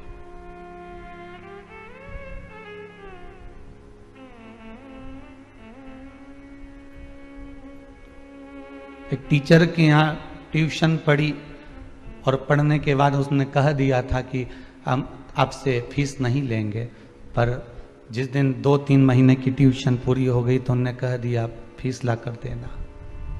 जिसके यहाँ खाने का नहीं होगा वो फीस कहाँ से ला कर देगा। जब इस जैसे व्यक्ति को मेरे शंकर ने हाथ पकड़ लिया और आज पूरे विश्व में ले जाकर छोड़ दिया, तो आपको छोड़ेगा क्या? मेरे भारत की बेटियां हों, बेटे हों, युवान बहन भाई हों, मेरा तो कहना रहेगा कि हारना मती कभी जिंदगी में। उंगली उठाने वाले उठाते रहेंगे, कहने वाले कहते रहेंगे, और आपके दिल में, हृदय में शंकर को बिठा कर रखना। मैं ये नहीं कहता कि आपके इष्ट को आप भूल जाओ, आपके इष्ट का भी आप स्मरण करो, पर मृत्यु लोक का देव है महादेव। जो पास में होता है ना, वो बहू कितनी भी बेरी हो पर पास में होगी, दुख होगा तो यही आएगी। पूना और मुंबई वाली नहीं आएगी। फोन लगाकर भले बोल देगी मम्मी कुछ ले लो, खा लो, चक्कर आ रहे हैं, पर वो नहीं आएगी। पास वाली आएगी, भले वो गाली देती हो, अपशब्द कहती हो, ताना देती हो, पर आएगी वही। उसी तरह सबको बुलाकर देखना, और एक बार मेरे देवादिदेव महादेव को बुलाकर देखना। मृत्यु लोक का एक एक कंकर शंकर है साहब, कब निकल कर आ जाएगा, सामने खड़ा हो जाएगा, मालूम नहीं पड़ेगा। आपके दुख में, आपकी तकलीफ में, आपके कष्ट में, आपकी रोग में, आपकी बीमारी में, आपके हर पल कहीं कर्जा हो गया, कहीं व्यापार नहीं, कहीं कुछ नहीं, इस दुख को भगवान दिया है जान कर कर कि अब परख ले, तेरे अपनों में तेरे गैर छुपे हुए हैं, तेरे अपनों में कुछ ऐसे छुपे हुए हैं जो तुझे कब बर्बाद कर सकते हैं। गैरों में भी कुछ अपने छुपे हुए हैं, कुछ ऐसे भी होते हैं कि दूर से गैर जिसको तुम पहचानते तक नहीं हो, और वो तुरंत आकर कह देते हैं क्यों चिंता करता है भाई, क्यों चिंता करती हो जीजी, क्या करना, टेंशन मत लो। वो गैर भी अपने हो जाते हैं। वो समय यही दुख का है। राधा जी टेकरी पर बैठकर याद करती थी बरसाने के उस शिखर से कि मुझे कृष्ण की याद आ रही है, और भगवान कृष्ण दौड़ कर आ जाते थे, राधा के सामने पहुंच जाते थे। भगवान कृष्ण याद करते थे, गोवर्धन पर्वत पे बंसी का नाद करते थे और राधा आ जाती थी। जरा विचार करिएगा, ये बंसी की धुन तो अपनी जगह पर है, पर हृदय की जो धुन होती है ना, ये परमात्मा को भी हिलाकर रख देती है कि भगवान पुकार रहा है, हृदय की धुन से पुकारिए।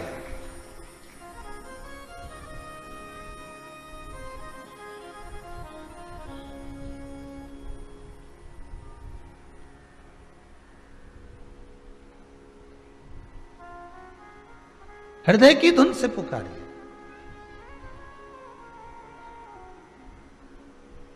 अरे दुनिया के लोग कहते हैं कि सांप कानों से सुनता है,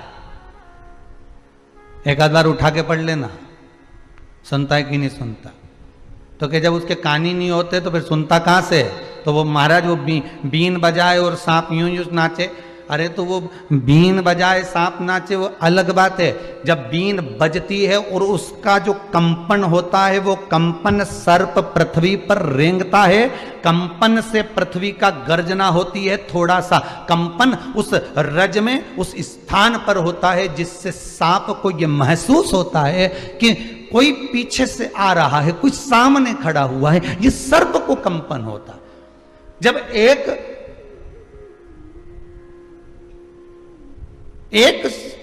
केवल बीन बजा देने से सांप में कंपन हो जाता है, तो तुम्हारे मंत्र उच्चारण से, तुम्हारे नाम उच्चारण से तुम भगवान को पुकारोगे, नाम लोगे, स्मरण करोगे, जल चढ़ाओगे, बेलपत्र चढ़ाओगे, धतूरा चढ़ाओगे, शंकर को काली तिल, काली मिर्च आदि आदि वस्तुएं आप समर्पित करोगे, तो क्या उसके भीतर कंपन उत्पन्न नहीं होगा?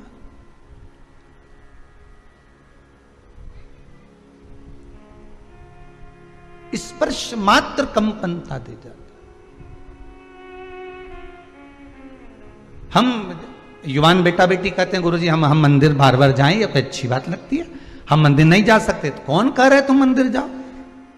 हमने तो पहले भी कथा में, इस कथा में व्रत शिव महापुराण में कहा था कि भगवान को जितना मंदिर प्रिय नहीं है, भगवान को उतना अपने भक्तों का दिल प्रिय है, क्योंकि वो मंदिर में दुनिया की चलती है और आपके दिल में मेरे भोलेनाथ की चलती है। भगवान को आपका हृदय प्रिय है, भगवान को आपका दिल प्रिय है, भगवान को आपकी चित्तवृत्ति प्रिय है। क्यों? क्योंकि मंदिर में ट्रस्टियों की चलेगी, मंदिर में समिति वालों की चलेगी, मंदिर में दुनिया वालों की चलेगी, मंदिर में आए हुए मेहमानों की चलेगी, मंदिर में भक्तों की चलेगी, पर आपके दिल में जो भोलेनाथ बैठा है, आपके दिल में, आपके हृदय में जो शंभू बैठा हुआ है, आपकी चित्तवृत्ति में जो परमात्मा बैठा हुआ है, उसमें किसी की नहीं चलती, उसमें तो मेरे देव अधिदेव महादेव की चलती है। बस वही चलाता है और उसी की चलती है।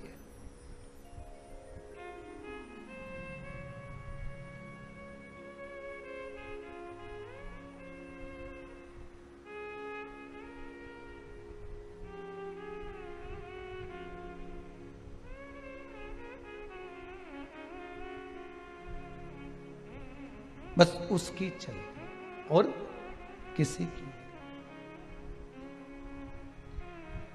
मेरे भोले तेरी नौकरी सबसे बढ़िया है, सबसे खरी। तेरे दरवाजे की चाकरी सबसे बढ़िया है, सबसे खरी। उससे बढ़िया कौन की हो सकती?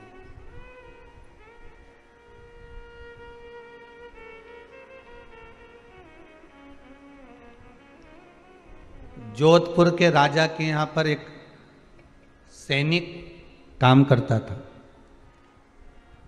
उस सैनिक काम करता था तो आगरा का राजा जोधपुर मिलने के लिए राजा के यहाँ गया, तो जोधपुर के राजा ने उठकर आगरा के राजा के सामने हाथ जोड़कर सिर नवाया। तो जो सैनिक काम कर रहा था, जो चौकीदार काम कर रहा था, जो द्वारपाल काम कर रहा था, वो जोधपुर के राजा के पास आकर बोला, आज से मैं तुम्हारी नौकरी नहीं करूंगा। तो उस आगरा के राजा ने पूछा कि तुम्हारी नौकरी केवल क्यों छोड़ रहा है, अभी तक तो अच्छा खड़ा था। जोधपुर के राजा ने कहा, जब ये नौकरी पर आया था, सर्विस पर आया था, तो इसने कहा था, मुझसे पूछा था कि आप कितने बड़े राजा हो। तो मैंने कहा था, मैं तो बहुत बड़ा राजा हूं। आप किसी के आगे सिर तो नहीं झुकाते हो? कहा नहीं झुकाते, लोग मेरे आगे झुकाते हैं। इसने कहा था, अगर आप किसी के आगे सिर झुका दोगे तो मैं नौकरी छोड़ दूंगा। इसलिए जोधपुर का राजा कराए तो इसने मेरी नौकरी छोड़ दी।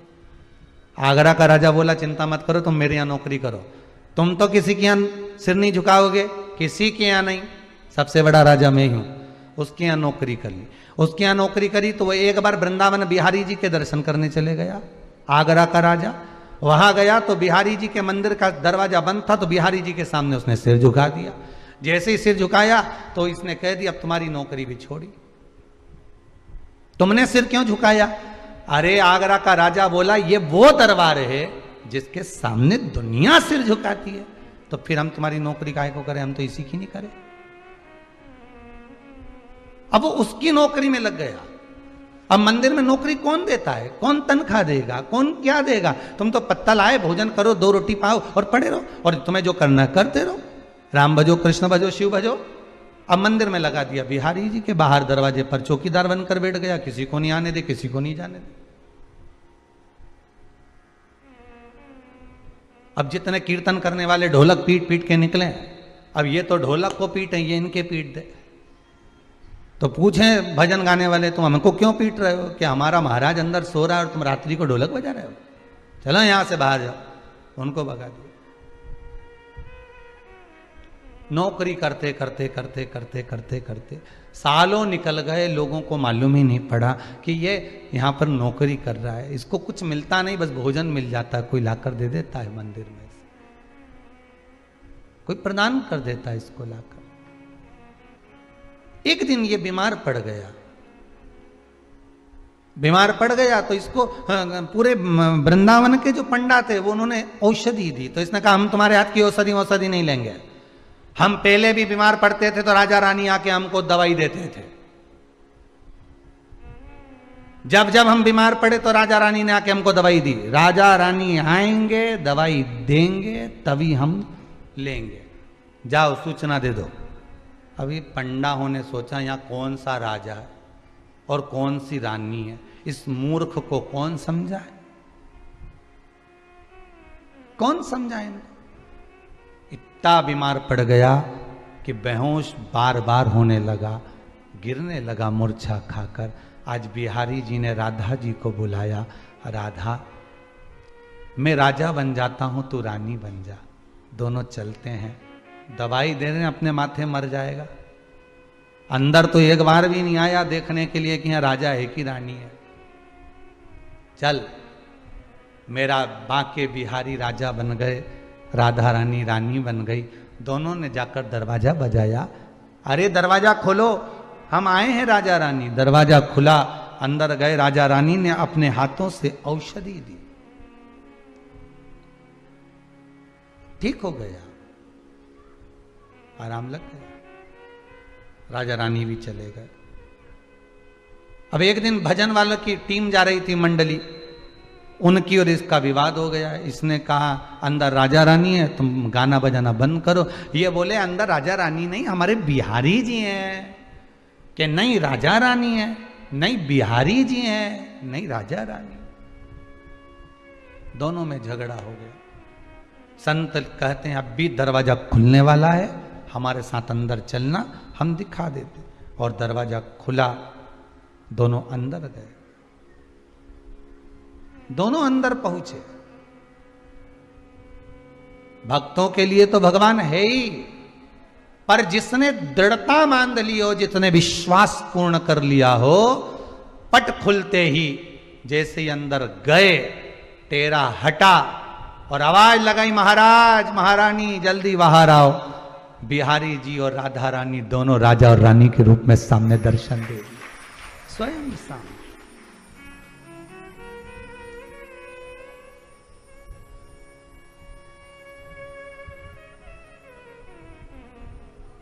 विश्वास पूर्ण होगा तो क्यों ना भगवान मिलेगा।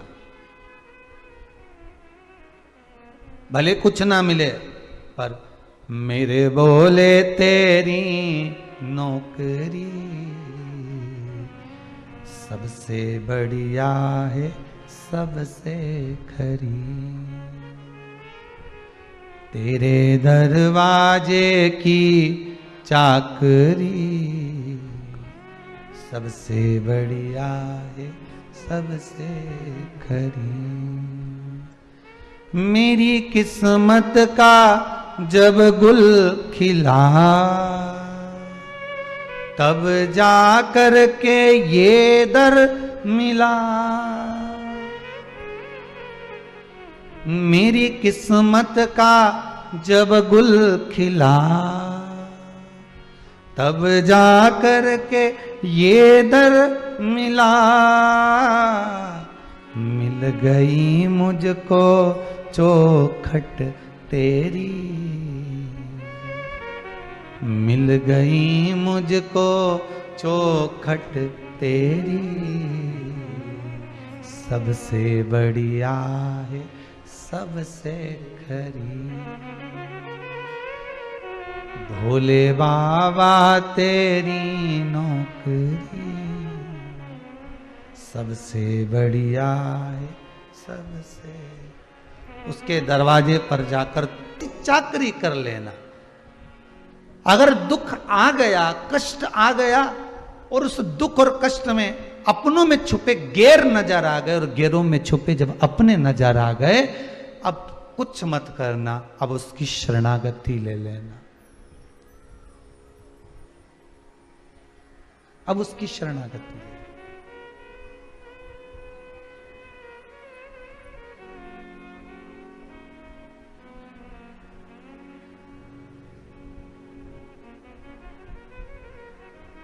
और उसकी शरणागति लेकर उसके चरणों में बैठकर दिल से आप कहते रहे। जैसे हाथ में जल का जब पात्र लेकर आप शिव मंदिर में जाते हो,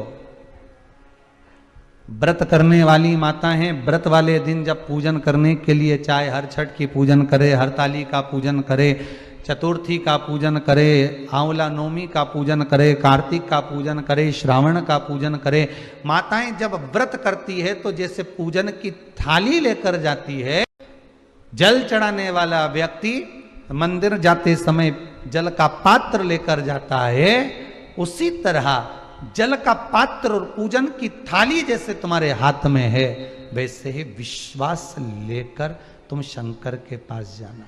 केवल जल नहीं, केवल पूजा की थाली नहीं, विश्वास।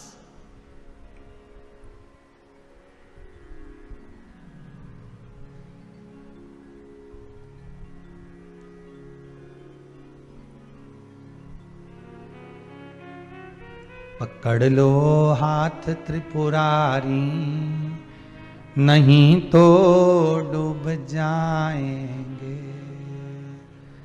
हमारा कुछ ना बिगड़ेगा, तुम्हारी शान जाएगी। बंदी है पाप की गठरी, इतना पाप मस्तक पर चढ़ा हुआ है, ये गठरी बड़ी भारी है। उतारो तुम ही त्रिपुरारी, दुनिया हंसी उड़ाएगी। पकड़ लो हाथ त्रिपुरारी, नहीं तो डूब। दुनिया के लोग हमसे नहीं करने वाले हो। आपको पहले भी कहा, स्थिर कर देते हैं। कोई उपाय करना तो आप करना। शंकर जी की पूजन बताई तो आपके लिए बताई, कोई अनुष्ठान बताया तो आपके लिए बताया। और ये सीहोर वाले महाराज पर विश्वास मत करना, क्योंकि हमारे यहाँ ना तो बेल मिले, ना बभूति मिले, ना नरियल मिले, ना कुछ प्रसाद मिले। यहाँ तो केवल विश्वास मिलता है कि शंकर की कथा में जाओगे तो विश्वास पैदा हो जाएगा, और वो विश्वास शिव से मिला देगा। आप हम पर विश्वास मत करना, आप हम पर विश्वास मत करो, मनुष्य पर कभी विश्वास मत करो।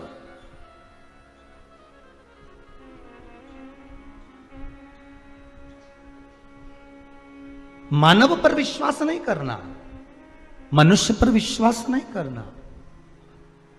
मनुष्य, मानव आपका विश्वास कभी भी तोड़ सकता है। अगर विश्वास करना तो मेरे देव अधिदेव महादेव पर, इस शिव पुराण पर करना, ये कभी नहीं टूटेगा। हम तो इस व्यास गादी से नीचे उतर जाएंगे। प्रदीप मिश्रा है,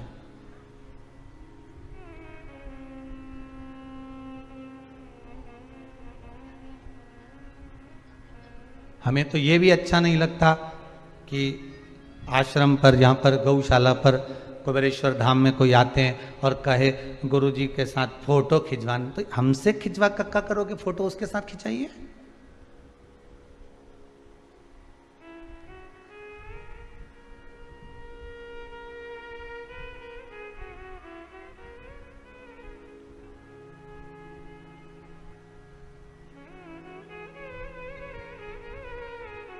संसार के साथ नहीं, संसार को संभालने वाले के साथ में रहिए। थोड़ी जान पहचान अच्छी कर लो। विधायक जी से मिलना हो, सांसद जी से मिलना हो, मंत्री जी से मिलना हो, तो ध्यान देना महाराज, उनका जो पीए होता है उससे थोड़ी पहचान करना पड़ती है। पर पीए से पहचान करो, मना नहीं है। किसी के साथ कोई रहे उससे पहचान करो, मना नहीं, पर अपना नंबर मत दे देना मोबाइल का। ना अपना नंबर दो, ना व्हाट्सएप नंबर दो। उसी तरह मंत्री से, विधायक हो, सांसद हो, अध्यक्ष हो, उपाध्यक्ष हो, कोई महंत, कोई संत हो, कोई कथाकार हो, कोई वक्ता हो, अगर संपर्क करना है तो आप उनसे करें। डायरेक्ट शंकर से ही संपर्क रखना, ये नीचे वालों से नहीं। नीचे वालों से संपर्क रखोगे तो ये दिन भर तुमको लूटते रहेंगे। हम तुमको एक मोली बना के दे देंगे, लाओ 500, हम तुम्हारा ये काम कर देंगे, लाओ नरियल, हम तुम्हारा ये कर देंगे, लाओ 200। ऊपर वाला कभी नहीं लेता तुमसे। किसी पुराण में, किसी शास्त्र में कहीं लिखा हो कि भगवान ने लिखकर भेजा हो कि तुम मुझे 500 रुपए का पेड़ा चढ़ाना, तब जाकर मैं तुम्हारी मनोकामना पूर्ण करूंगा। शिव महापुराण में किसी जगह पर नहीं लिखा। ये तो नीचे वाले 500 लिया हो। ये तुमने जो नंबर बांटा है ना, ये तुमने जो नंबर दिया है ना पीए को, ये जो नीचे वाले को जो नंबर दे देते हो ना असिस्टेंट को, ये नंबर देना गलत है। ये व्हाट्सएप नंबर देना गलत, ये नंबर देना गलत, इनको फेसबुक, इनको यूट्यूब पर जोड़ना गलत। डायरेक्ट जुड़िए। शिव महापुराण की कथा बस एक काम कर रही है। आज जो पूरा विश्व शंकर का हो गया, वो एक काम करा है शिव पुराण ने, इसने डायरेक्ट जोड़ दिया। बीच में कोई रहा ही नहीं है कि 500 यहां देना। दुनिया के लोगों को दुख तो यही हो रहा है कि हमारा 500 क्यों जा रहा है। ये डायरेक्ट जोड़ रही है, डायरेक्ट। बीच में कोई नहीं है, कोई नहीं, क्योंकि अंतिम क्षण जब व्यक्ति का होता है, अंतिम क्षण में कोई बीच में होता है नहीं। तुम्हारा काका जी आके बोल दे यमराज से इसके मत ले जाओ छोरा के, मुझे उठा ले जा, बीच वाला बोल दे। जब शादी संबंध हो, ईमानदारी की बात बोलना, आपने भी बहुत शादी संबंध कराए होंगे। शादी संबंध होता है तो उसमें बीच वाला होता है, बोलो होता है कि नहीं होता? मामा काका फूफा नाना नानी जो भी होगा, बीच में कोई होगा जिसने लड़का बताया होगा, जिसने लड़की बताई होगी। शादी संबंध अच्छा निभ जाए तो कोई बात नहीं, ने बीच वाले ने अच्छा करा, और जरा सा शादी संबंध गड़बड़ हो गया तो सबसे पहले पल्ला झाड़ता है तो बीच वाला ही झाड़ता है। हमने कहा था कि तुमको, हम लेकर गए थे कि तुमको, वो तो तुम्हारे छोरे की शादी नहीं हो रही थी, हमने बता दिया। हमारे माथे मत आना कि ऐसी छोरी निकल गई, नहीं ऐसा छोरा निकल गया। हमारे मत, सबसे पहले पल्ला झाड़ेगा तो बीच वाला झाड़ेगा। उसी तरह जिसको तुमने नंबर दिया, जिसको तुमने व्हाट्सएप नंबर दिया, जिसको तुमने मोबाइल नंबर दिया और पीए को देकर रहेगा, बस वही पल्ला पहले झाड़ेगा। हमने थोड़ी ना किया था, हमने तो बस डोरा बना के दे दिया था, अब हमें क्या मालूम। तो उन्हें तो डोरा दिया, उन्हें तो नरियल दिया। ऐसा कजन कितना नरियल तो तुम्हारे घर में चारों तरफ टंग गया, चारों तरफ। जब दरवाजे से अंदर प्रवेश करो तो इतनी सारी सारी पुड़िया ही मिलती रहे, कहीं इधर लोम की, कहीं इधर से, कहीं इधर की। जब दिवाली पे लिपाई पुताई हो तो ढेर सारा तो माल इकट्ठा। ने फोन लगा के पूछे, सीवर वाला महाराज से पूछो, ये हमारे, हम वहां गए थे तो वहां से भी लिया था, हम वहां से गए थे वहां से भी लिया था, इतना सारा इकट्ठा कर लिया। इनका विसर्जन कब करें? तो हमने कब, जब तुम्हारा होगा, जब इसके साथ कर देना। इतना गंडा डोरा बांध के रखा, ढेर लाल कपड़ा में यहां बांध दिया, मट पोटली बांध दी। जब जब बीच के चक्कर में रहोगे तब तब तकलीफ।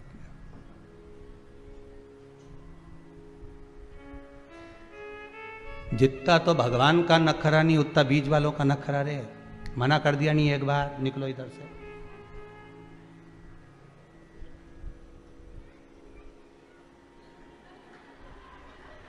अरे बोलो तो, बोल देना चाहिए, दिल की बात तो बोल देना चाहिए। शंकर की कथा चल रही है, अलमस्त होकर सुनो।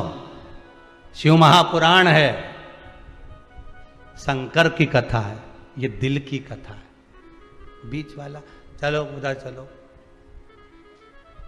साहब हमें मंत्री जी से मिला, अभी टाइम नहीं है, बोला था ना इतनी बजे मिलेंगे, चलो साहब हमें ऐसा।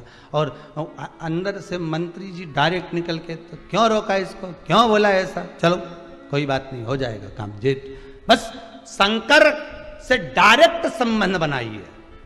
सियोर वाला महाराज भी बीच में नहीं आना चाहिए। यहां तो केवल शिव पुराण है, शिव पुराण की सीढ़ी बना लो। सीढ़ी मतलब शंकर की कथा जो तुम्हारे श्रवण में गई है, वो सीढ़ी का काम कर रही है, रस्सी का काम कर रही है, और तुम्हें शंकर तक लेकर चली गई है। वो सीढ़ी कथा को बना लो कि मैंने कथा में सुना था, मैंने कथा में स्मरण किया था कि ये कर दूंगी तो शिव मेरा कार्य कर देगा, शंकर मेरा हो जाएगा। बस वही सीढ़ी हमें बनाना, विश्वास की सीढ़ी।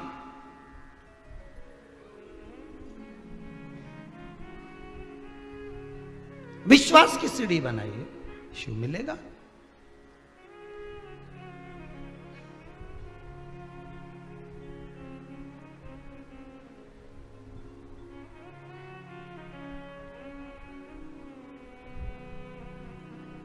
और विश्वास की सीढ़ी जब लग गई तो शिव तत्व मिला, शिव तत्व मिला। कार्तिक महात्म की कथा कहती है,